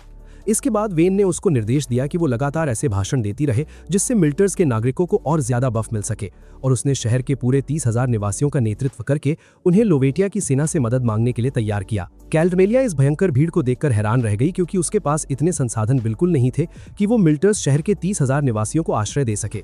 लेकिन तभी अचानक वहां वेन प्रकट हुआ और उसने उसे मदद का ऑफर दे दिया। इसके बाद हम देखते हैं कि कैल्डमेलिया और सोल्जेस्ट साम्राज्य के राजा ग्रुएर लोवेटिया की सेना का नेतृत्व कर रहे थे। ये पूरी तरह साफ था कि मिल्टर्स के सभी 30,000 निवासी किसी तरह सुरक्षित रूप से शहर से बाहर निकलने में कामयाब हो गए थे। वेन, जिसे मिल्टर्स के मेयर ने शहर के खास प्रतिनिधि के रूप में नियुक्त किया था, उसने उनके द्वारा दी गई मदद के लिए उन्हें दिल से धन्यवाद दिया। फिर वेन ने उनसे पूछा कि आगे के उनके असली प्लान आखिर क्या है। कैल्डमेलिया ने उत्तर दिया कि वो अपनी सेना को आगे बढ़ाएगी ताकि शाही राजकुमारों को भगा सके और शहर को पूरी तरह आजाद करवा सके। लेकिन वेन ने तुरंत उसको रोका और कहा कि वो लोवेटिया की सेना को और ज्यादा थकाना नहीं चाहता था। वो चाहता था कि इस शहर को इसके अपने लोग ही वापस अपने दम पर आजाद करवाएं। उसने ये भी घोषणा की कि वो लोवेटिया से हथियार और आर्मर पूरी 3 गुना कीमत पर खरीदेगा। भाई, ये कैसा बिजनेस माइंड है। नॉर्मल से 3 गुना ज्यादा दाम देने का लॉजिक तो कॉमर्स पढ़ने वाले का सिस्टम हैंग कर देगा। उसके बाद अगर वो शहर को वापस लेने में पूरी तरह कामयाब हो गए तो मिल्टर्स का मेयर लोवेटिया के धर्म के सम्मान में वहां एक आलीशान मंदिर बनवाएगा। कैल्डमेलिया वेन के इस चालाक प्लान को सुनकर दंग थी, पर वो उसके इस अजीब ऑफर को ठुकराना चाहती थी ताकि वो देख सके कि वेन की एबिलिटीज आखिर कहां तक जा सकती थी। दूसरी तरफ ग्रुएर ने तुरंत उसका आकर्षक ऑफर मान लिया क्योंकि वो एक ऐसा राजा माना जाता था जो पैसे से हद से ज्यादा प्यार करता था। जब कैल्डमेलिया ने पैसे की बात सुनी तो वो ग्रुएर के इस निश्चय का विरोध बिल्कुल नहीं कर सकी। अगले दिन मिल्टर्स के नागरिकों ने लोवेटिया द्वारा दिए गए मजबूत युद्ध आर्मर पहन लिए और अपने ही शहर को घेरे खड़ी उन शाही राजकुमारों की विशाल सेना का मुकाबला करने के लिए आगे बढ़े। ये नज़ारा बार्डलोचे को पूरी तरह डरा दिया क्योंकि वो आम नागरिकों की पेटी बनाना नहीं चाहता था जिन्हें वो एम्पायर के लिए बेहद जरूरी मानता था, खास तौर पर जब एम्पायर को महाद्वीप के सबसे बड़े व्यापारिक शहर मिल्टर्स की बहुत आवश्यकता थी। भाई, विलन सिविलियन को पैक करने से डर रहा है। लगता है राइटर ने सच में कुछ ज्यादा ही सोच लिया था। दूसरी तरफ वेन और लोवेलमिना एक ऊंची पहाड़ी की चोटी पर खड़े थे जहां से वो मिल्टर्स की स्थिति को देख रहे थे। वेन बार्डलोचे के चेहरे पर दिख रही उस घबराहट को देखकर बेहद खुश था। उसने लोवेलमिना को आदेश दिया कि वो अपने बड़े भाइयों को समझौते के लिए बुलाए। अंत में दोनों शाही राजकुमारों और मिल्टर्स के मेयर के बीच बैठक आयोजित की गई। वेन शहर के प्रतिनिधि के रूप में ठीक वहां मौजूद था। उस बैठक में वेन के शातिर दिमाग का ओवर पावर्ड स्वरूप एक बार फिर सबके सामने आया।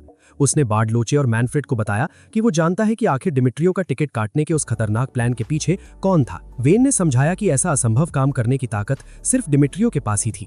वो अकेला ऐसा इंसान था जो राजकुमार के निजी गार्ड्स को चकमा दे सकता था और शहर की कड़ी सुरक्षा में आसानी से घुस सकता था। उसने जोड़ा कि डिमिट्रियो जानबूझकर मिल्टर्स और बार्डलोचे तथा मैनफ्रेड की इंपीरियल सेना के बीच भयंकर टकराव करवाना चाहता था, और एक बार जब दोनों सेनाएं लड़कर थक जाती तो डिमिट्रियो अपनी ताजा सेना को भेजकर बार्डलोचे और मैनफ्रेड दोनों की एक साथ पेटी बना देता। इस सटीक तरीके से इंपीरियल सिंहासन सीधे उसके हाथों में आ जाता। बार्डलोचे और मैनफ्रेड समझ गए कि वेन पूरा दोष डिमिट्रियो पर डालना चाहता था और अब उनके पास मिल्टर्स पर हमला करने का कोई कारण नहीं बचा था, ना ही दोनों उसकी बातों को झुठला सकते थे। मिल्टर्स के मेयर ने तस्दीक की कि जब बार्डलोचे ने शहर घेरा तो वो नाराज नहीं था। इसके बजाय मिल्टर्स के लोग डिमिट्रियो के शहर के अंदर पैक होने पर किसी भी तरह की भरपाई देने को तैयार थे। असली गद्दार मैनफ्रेड ये जान चुका था कि वो वेन की सटीक बातों को नहीं नकार सकता। साथ ही डिमिट्रियो पर लगे इस फर्जी आरोप ने उसे सिंहासन के दावेदारों की सूची से हमेशा के लिए पैक कर दिया।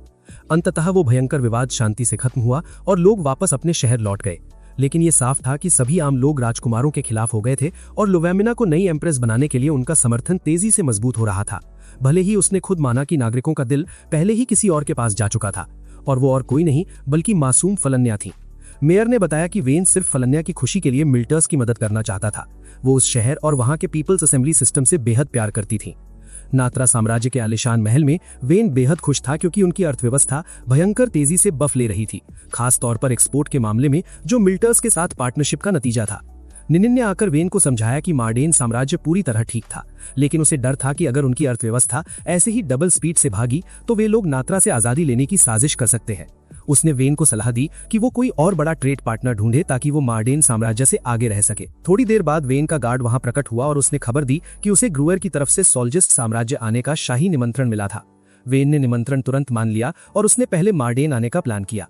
उसी वक्त जेनोविया को उसके सलाहकार ने सूचित किया कि वेन उनके राज्य आने वाला था। उसने वेन के आने का असली कारण ढूंढने की लगातार कोशिश की। शायद वो मार्डेन के उस भविष्य पर चर्चा करने आ रहा था जो अब पूरी तरह नात्रा के अधीन था। उसके सलाहकार ने सुझाव दिया कि वो नात्रा से मार्डेन की आर्थिक तरक्की के बदले में बड़ा इनाम मांगे, और उन्होंने तय किया कि वो वेन से शादी करके उसको ये ऑफर देगी, जिससे मार्डेन और नात्रा का रिश्ता और ज्यादा मजबूत और गहरा हो जाएगा। भाई, ये कैसा अजीब लॉजिक है। हर कोई लड़की इस बंदे के साथ ही अपना सिस्टम जोड़ना चाहती है। कुछ ही देर बाद वेन और निनिम ने मार्डेन की तरफ अपना सफर शुरू कर दिया। रास्ते में निनिम ने वेन से उस शादी वाले टॉपिक पर उसकी असली राय मांगी। वेन ने साफ उत्तर दिया कि वो अभी भी अकेले रहना चाहता था, और उसने समझाया कि मार्डेन आने का उसका असली लक्ष्य ये पूछना था कि क्या मार्डेन और नात्रा की पार्टनरशिप आगे चलेगी या वहीं पैक हो जाएगी। वेन वहां पहुंचा और जेनोविया ने उसका गर्मजोशी से भव्य स्वागत किया। वो अत्यधिक आकर्षक ड्रेस में थी, जिससे वेन थोड़ा शर्मिंदा हुआ। रात के खाने पर उसने बताया कि उन्हें निर्यात किए गए उत्पादों पर डेलुनियो साम्राज्य से भारी विरोध मिला है। जेनोविया के अनुसार डेलुनियो रूढ़िवादी था और वहां विदेशी उत्पादों का आना सख्त मना था। वेन ने उसे चिंता न करने को कहा क्योंकि डेलुनियो का विरोध सिर्फ खोखली बातें थीं और उनका प्रतिनिधि अभी तक वहां नहीं पहुंचा था। साथ ही वेन असल में जेनोविया की तरफ से शादी के प्रस्ताव का इंतजार कर रहा था, लेकिन डिनर के दौरान उसने शादी पर कोई चर्चा नहीं की, जिसने वेन को परेशान किया और वो नीनिम के सामने बड़बड़ाने लगा। भाई, ये कैसा प्लॉट आर्मर है। हीरो को लग रहा था लड़की खुद प्रपोज करेगी, पर उसने एक छोटा सा बफ भी नहीं दिया। फिर भी उसे पूरा विश्वास था कि अगले दिन शहर के दौरे पर जेनोविया जरूर पूछेगी। अगले दिन वेन और नीनिम जेनोविया से मिले और वो वही पुरानी मिलिट्री यूनिफॉर्म पहने थी जो उसने पहली बार पहनी थी। ये साफ था कि वो महारानी जेनोविया नहीं बल्कि कमांडर जेनो की भूमिका निभा रही थी। दोपहर तक वे घूमते हुए एक नई ब्रॉन्ज मूर्ति के पास पहुंचे। उसने समझाया कि ये आलीशान मूर्ति मार्डन के लोगों के लिए शांति और समृद्धि का बड़ा प्रतीक थी। वेन ने उकसाने की कोशिश की और कहा कि मार्डन स्थिर रहेगा और समृद्धि उसे नात्रा से मुक्त होने का आसान मौका दे सकती है, लेकिन साफ था कि उस पर इस बात का बिल्कुल असर नहीं हुआ। उसने उत्तर दिया कि मार्डन नात्रा का हिस्सा रहते हुए भी लगातार आगे बढ़ता जा रहा है। इन शब्दों ने वेन को पूरा विश्वास दिला दिया कि मार्डन कभी धोखा नहीं देगा। बगीचे में आराम करते वक्त जेनोविया ने पूछा कि वेन लोगों से दूरी क्यों रखता था। वेन के सीधे उत्तर ने शाही नेता की ताकत जाहिर की और जेनो को एहसास करवाया कि वो पत्नी बनने के लायक नहीं थी। इसके बाद दृश्य बदलता है, जहां जेनोविया को गार्ड से डेलुवियो के प्रधानमंत्री सर्जियस के आगमन की रिपोर्ट मिली। उसने उसका अपने साम्राज्य में स्वागत किया। उसके आने का मुख्य उद्देश्य नात्रा और मार्डन की निर्यात नीति का विरोध करना था। उसने जिद की कि वो सिर्फ वेन से सीधे बात करेगा। जेनोविया नाराज थी क्योंकि उसे लगा कि वो उसकी बेइज्जती कर रहा था और नीची नजर से देख रहा था। लेकिन ओवरपावर्ड वेन अचानक प्रकट हुआ और मांगों के बारे में पूछा। वेन और सर्जियस ने बहस शुरू कर दी। सर्जियस ने नात्रा के उत्पादों पर सख्त आपत्ति जताई क्योंकि वे लेविटेटिया धर्म की शिक्षाओं के अनुरूप नहीं थे, लेकिन वेन ने अनजान बनने का नाटक किया और शिकायत का बिल्कुल सामान्य रूप से जवाब दिया। सर्जियस को महसूस हुआ कि उसके विरोध को पूरी तरह से अनदेखा किया जा रहा था। वो आग बबूला हो गया और उसने तुरंत निकलने का फैसला किया। भाई सर्जियस का तो आते ही सिस्टम हैंग हो गया। वेन ने इसको थोड़ा सा भी भावी नहीं दिया। जाने से पहले उसने धमकी दी कि वो कभी नहीं भूलेगा कि वेन और जेनोविया ने उसके साथ कैसा व्यवहार किया था। अगले दिन वेन और नीनिम सोलगेस्ट की यात्रा करने वाले थे। जेनोविया ने उन्हें विदा किया और सर्जियस के बारे में चेतावनी देने वाला संदेश भेजा। वो दुश्मन आसानी से हार नहीं मानेगा।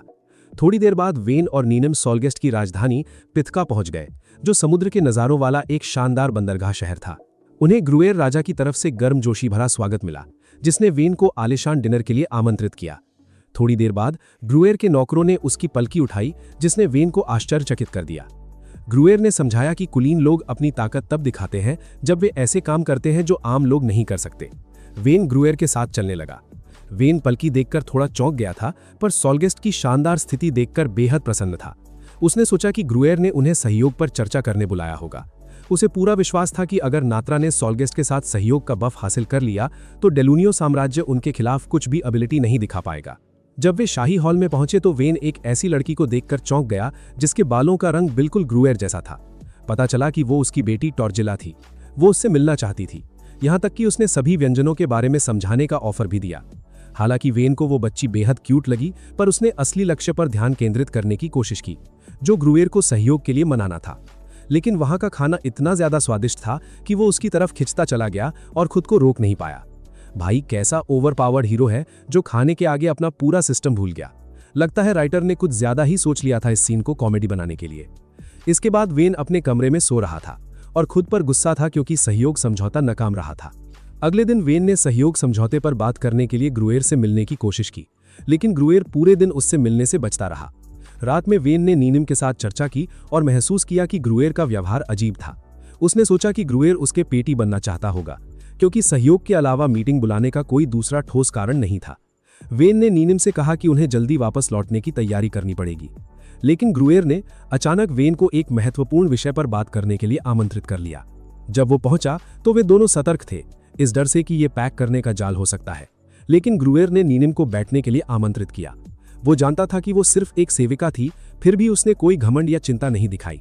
इस अजीब बात ने वेन और नीनिम दोनों को आश्चर्यचकित कर दिया। ग्रुएर ने समझाया कि लेविटेटिया की शिक्षाएं सिर्फ किताबों तक सीमित थीं और वो उनकी परवाह नहीं करता था। इन शब्दों ने उन्हें राहत दी और समझ आ गया कि ग्रुएर बेहद खुले विचारों वाला राजा था। वेन ने सोलगेस्ट के साथ सहयोगी रिश्ता बनाने का इरादा जाहिर किया। ग्रुएर तुरंत राजी हो गया, जिससे वेन को नात्रा लौटने की अनुमति मिल गई। ग्रुएर ने कहा कि सहयोग की डिटेल्स बाद में भेजी जाएंगी। वेन और नीनिम ग्रुएर की दयालुता से चौंक गए थे, पर आखिरकार विदा लेकर नात्रा लौट गए। हालांकि उनके वहां से निकलने के ठीक बाद ये बात पूरी तरह से साफ हो गई कि चालाक सर्जियस उन्हें दूर से लगातार घूर रहा था और उन पर अपनी पूरी नजर रखे हुए था। उसका खतरनाक इरादा अभी तक पूरी तरह से खत्म नहीं हुआ था। पता चला कि ग्रुएर और सर्जियस शुरुआत से ही मिलकर साजिश रच रहे थे। ग्रुएर का मानना था कि वेन आगे चलकर रुकावट बनेगा, इसलिए वो उसे जाल में फंसाकर नात्रा की पेटी बनाना चाहता था। थोड़ी देर बाद वेन वापस महल पहुंचा। निनिम ने आकर खबर दी कि मार्डन अब सीमा पर डेलूनियो के साथ युद्ध कर रहा था और सोल्जस तथा नात्रा का कोऑपरेशन लेटर अभी तक नहीं आया था। उसी पल वेन को एहसास हुआ कि ग्रुएर ने धोखा दिया था। उसकी सोल्जस्ट यात्रा ने डेलूनियो को मार्डन पर हमला करने का सुनहरा मौका दिया था। ये समझते ही वेन गुस्से में आ गया। डेलूनियो को सोल्जस्ट का पूरा समर्थन था और अगर युद्ध उलझता तो सोल्जस्ट पक्का बीच में आकर उनका टिकट काट देता। उसके बाद जेनोविया वहां आई और उसने वेन से अपनी गलती की माफी मांगी। उसने बताया कि उसे मजबूर होकर शांति प्रस्ताव के साथ डेलूनियो में एक राजदूत भेजना पड़ा था। शुरू में जेनोविया को लगा कि वेन उस पर गुस्सा करेगा, लेकिन सच्चाई ये थी कि उसने इस फैसले का पूरा समर्थन किया और आश्वासन दिया कि वो जल्द समाधान निकालेगा। कुछ देर बाद वेन और जेनोविया डेलूनियो निकल पड़े। वेन ने अनुमान लगाया कि डेलूनियो ने जानबूझकर मार्डन से युद्ध छेड़ा था ताकि वो सोल्जेस्ट को नात्रा से भिड़ाए और सोल्जेस्ट के बफ से अपनी जमीन आसानी से वापस ले सके। ये सुनकर जेनोविया को शक हुआ कि सर्जियस से बातचीत ठीक नहीं जाएगी, पर वेन ने उसका हौसला बढ़ाया और कहा कि उसके पास उसको मनाने की एक मास्टर रणनीति है। ठीक उसी समय ग्रुएर और सोल्जेस्ट की विशाल सेना नात्रा पर खतरनाक हमला करने आगे बढ़ रही थी। वो वेन की हमेशा के लिए पेटी बनाने के विचार से उत्सुक था, लेकिन जब ग्रुएर नात्रा की फोर्स तक पहुंचा तो वहां वहां वेन नहीं मिला। उसने सोचा कि वेन शायद डेलूनियो को शांति के लिए मनाने गया होगा और उसे विश्वास था कि सर्जियस आसानी से नहीं मानेगा। हैरानी की बात यह थी कि ग्रुएर, जो मोटा और आलसी लग रहा था, उसने भाला चलाने में गजब की एबिलिटी दिखाई। उसने अकेले ही नाट्रा की सेना को बुरी तरह हरा दिया, जैसे वो वेन के प्लान का इंतजार कर रहा हो। उसी दौरान वेन और जेनोविया डेलूनियो पहुंच गए। वेन का स्वागत हुआ और सर्जियस भी वहां मौजूद था। उन्होंने जेनोविया के साथ बातचीत शुरू की, जिसने शांति समझौते की बात रखी और विवादित जमीन दोगुनी कीमत पर लौटाने को तैयार हुई। लेकिन सर्जियस ने ऑफर ठुकरा दिया, क्योंकि उसका असली लक्ष्य सोल्जेस्ट और नाट्रा को भयंकर युद्ध में ढकेलना था, ताकि वो होली एलीट का सदस्य बन सके। साथ ही वो लेवेतिया धर्म का कट्टर अनुयायी था और डेलूनियो की जमीन को लेवेतिया के हवाले करना चाहता था। जब वेन ने देखा कि जेनोविया का प्लान फेल हो गया तो उसने दखल दिया। उसने सर्जियस को उन कपड़ों से धमकाया जो डेलूनियो के लोग नाट्रा से खरीदते थे। उसने दावा किया कि कपड़ों में खतरनाक जहर था। भाई, ये क्या अजीब लॉजिक है। कपड़ों में जहर लगाकर लोगों की पेटी बनाने का मास्टर प्लान किसने सोचा? उसने समझाया कि जहर धीरे धीरे फैल जाएगा और लोगों का लगातार टिकट कटने लगेगा, जिससे महामारी की अफवाहें फैल जाएंगी, अराजकता फैल जाएगी और लोग डरकर भागने लगेंगे। जब स्थिति ऐसी होगी तो वेन नाट्रा के 8 लाख नागरिकों को डेलूनियो में भेज देगा। उसने माना कि नाट्रा सोल्जेस्ट से लड़ नहीं सकता, इसलिए वो भागना पसंद करेगा। सर्जियस को वेन पर विश्वास नहीं हुआ और शक जताया। अचानक एक सेवक आया और युद्ध की रिपोर्ट दी कि नाट्रा की सेना पीछे हट गई है और सोल्जेस्ट उनका पीछा कर रहा है। सर्जियस आतंकित हो गया और मान बैठा कि वेन सच में आबादी भेज देगा। उसी वक्त डेलूनियो के लोगों पर जहरीले कपड़ों का असर दिखने लगा। सर्जियस के चेहरे की घबराहट देखकर वेन खुश हुआ और मुस्कुराते हुए बोला कि उसके पास एंटीडोट है। सच तो यह था कि वेन ने जानबूझकर सेना को पीछे हटने का आदेश दिया था, ताकि जहर का झूठ सटीक लग सके। अंत में सर्जियस का सिस्टम हैंग हो गया और उसने हार मान ली। उसने ग्रुएर को हराने के लिए वेन का साथ देना मंजूर कर लिया। वेन ने उसे अपने सेना को सोल्जेस्ट पर पीछे से हमला करने को कहा। वहां सोल्जेस्ट की सेना नाट्रा से बहुत ज्यादा ताकतवर थी और उन्होंने पीछे हटकर किले में छुपी नाट्रा की सेना को पीटना शुरू कर दिया। जब जनरल हैगल ने भयंकर स्थिति देखी तो उन्होंने अनुमान लगाया कि अगर ऐसा चलता रहा तो उनकी पेटी बन जाएगी। लेकिन दूर से वेन पर नजर रखी निनिम ने कहा कि युद्ध अभी खत्म नहीं हुआ था। तभी डेलूनियो की सेना आगे बढ़ी और सोल्जेस्ट पर पीछे से आक्रमण करने को तैयार हुई, जबकि नाट्रा की सेना ने सामने से हमला किया। जब ग्रुएर को वेन का प्लान समझ आया तो वो जोर से हंसा। उसने कभी नहीं सोचा था कि वेन सर्जियस को मना लेगा। सोल्जेस्ट के जनरल ने पीछे हटने का सुझाव दिया, पर ग्रुएर ने खारिज कर दिया। वो किसी भी कीमत पर वेन की पेटी बनाना चाहता था, इसलिए उसने डेलूनियो पर भिड़ने का फैसला किया। जब ग्रुएर आगे बढ़ा तो वेन ने चट्टान से प्रकट होकर उसका ध्यान खींचा। ग्रुएर ने अपनी ताकत से जनरल हैगल और कमांडर्स को धूल चटाई। तभी निनिम ने हैगल के पीछे से उछलकर ग्रुएर को घायल कर दिया।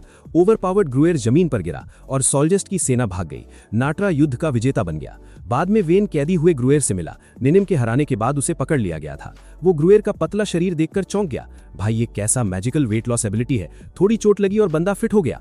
ग्रुएर ने एग्जीक्यूशन का पूछा, पर वेन ने इनकार किया। वो उसका टिकट नहीं काटना चाहता था। उसने ऑफर दिया कि अगर वो सोल्जेस्ट और नाट्रा के कोऑपरेशन पर साइन करे तो घर जा सकता है। शुरू में तो अहंकारी ग्रुएर ने साफ इनकार कर दिया। वो खुशी खुशी अपना टिकट कटवाने को तैयार था, सिर्फ वेन के उस परेशान और फ्रस्ट्रेटेड चेहरे को देखने के लिए, जब वेन लेवेटिया की सेनाओं से निपट रहा होगा। भाई, क्या विलन है ये। दूसरे को परेशान देखने के लिए खुद हमेशा के लिए पैक होने को तैयार है। लेकिन अचानक ग्रुएर ने अपना माइंड चेंज किया और कहा कि वो अग्रीमेंट पर साइन करने को तैयार है, पर एक शर्त पर। उसने वेन से अपना जोश और पैशन दिखाने को कहा, क्योंकि वो वेन का असली पैशन और उसके पीछे का असली बिहेवियर जानने के लिए बेहद उत्सुक था। वेन इस बात पर राजी हो गया और उसने कुछ ऐसे शब्द कहे जिसने ग्रुएर को पूरी तरह हैरान और एक्साइटेड कर दिया। ये सुनकर ग्रुएर जोर से हंसने लगा और आखिरकार उसने उस अग्रीमेंट पर साइन कर दिया। इसके बाद दृश्य बदलता है और हम देखते हैं कि वेन अपनी शाही जिम्मेदारियों की थकान से चूर होकर गहरी नींद में सो रहा था, जबकि निनिम उसके पास बैठी प्यार से उसे देखकर मुस्कुरा रही थी। जब वो उठा तो निनिम ने उसे उन भयंकर नुकसानों की रिपोर्ट दी जो नेट्रा साम्राज्य को उस दिन के युद्ध में झेलने पड़े थे। उसने ये भी बताया कि नेट्रा के लोगों को अब दूसरे लोग नेगेटिव नजर से देख रहे थे, क्योंकि उन्होंने लेवेटिया के होली एलीट के एक सदस्य के खिलाफ युद्ध लड़ा था। इस नेगेटिव इमेज की वजह से मार्डन से गुजरने वाले तीर्थयात्रियों की गिनती में भारी गिरावट आई थी। सिर्फ इतना ही नहीं, युद्ध की भरपाई करने में नेट्रा साम्राज्य का पूरा बचा हुआ सरप्लस और प्रॉफिट पूरी तरह से खत्म हो चुका था। ये सब सुनकर वेन बेहद अपसेट हो गया और एक बार फिर से अपने देश को बेचने के बारे में सोचने लगा। भाई, पूरी दुनिया घूम ली, भयंकर युद्ध जीत लिए, पर हीरो का सिस्टम घूम फिर के वहीं आ गया, देश बेचो और रिटायरमेंट लो। और दोस्तों, इसी के साथ ये मजेदार कहानी यहाँ खत्म होती है। हमें उम्मीद है कि आपको ये एनिमे सीरीज पसंद आई होगी। अगर आपको इसका सेकंड सीजन चाहिए तो मुझे कमेंट्स में जरूर बताना। और हाँ, वीडियो क्लोज करने से पहले लाइक बटन प्रेस करना मत भूलना, ताकि हमें सपोर्ट मिल सके। चैनल को सब्सक्राइब करें ताकि ऐसी और एपिसोड्स आप तक पहुंचती रहे, और नोटिफिकेशन बेल को जरूर एक्टिवेट कर दें ताकि चैनल की सारी नई एनिमे वीडियो सबसे पहले आप तक पहुंचे। अपनी राय कमेंट्स में जरूर लिखें और हम आपसे मिलेंगे नए एपिसोड्स के साथ। Good bye.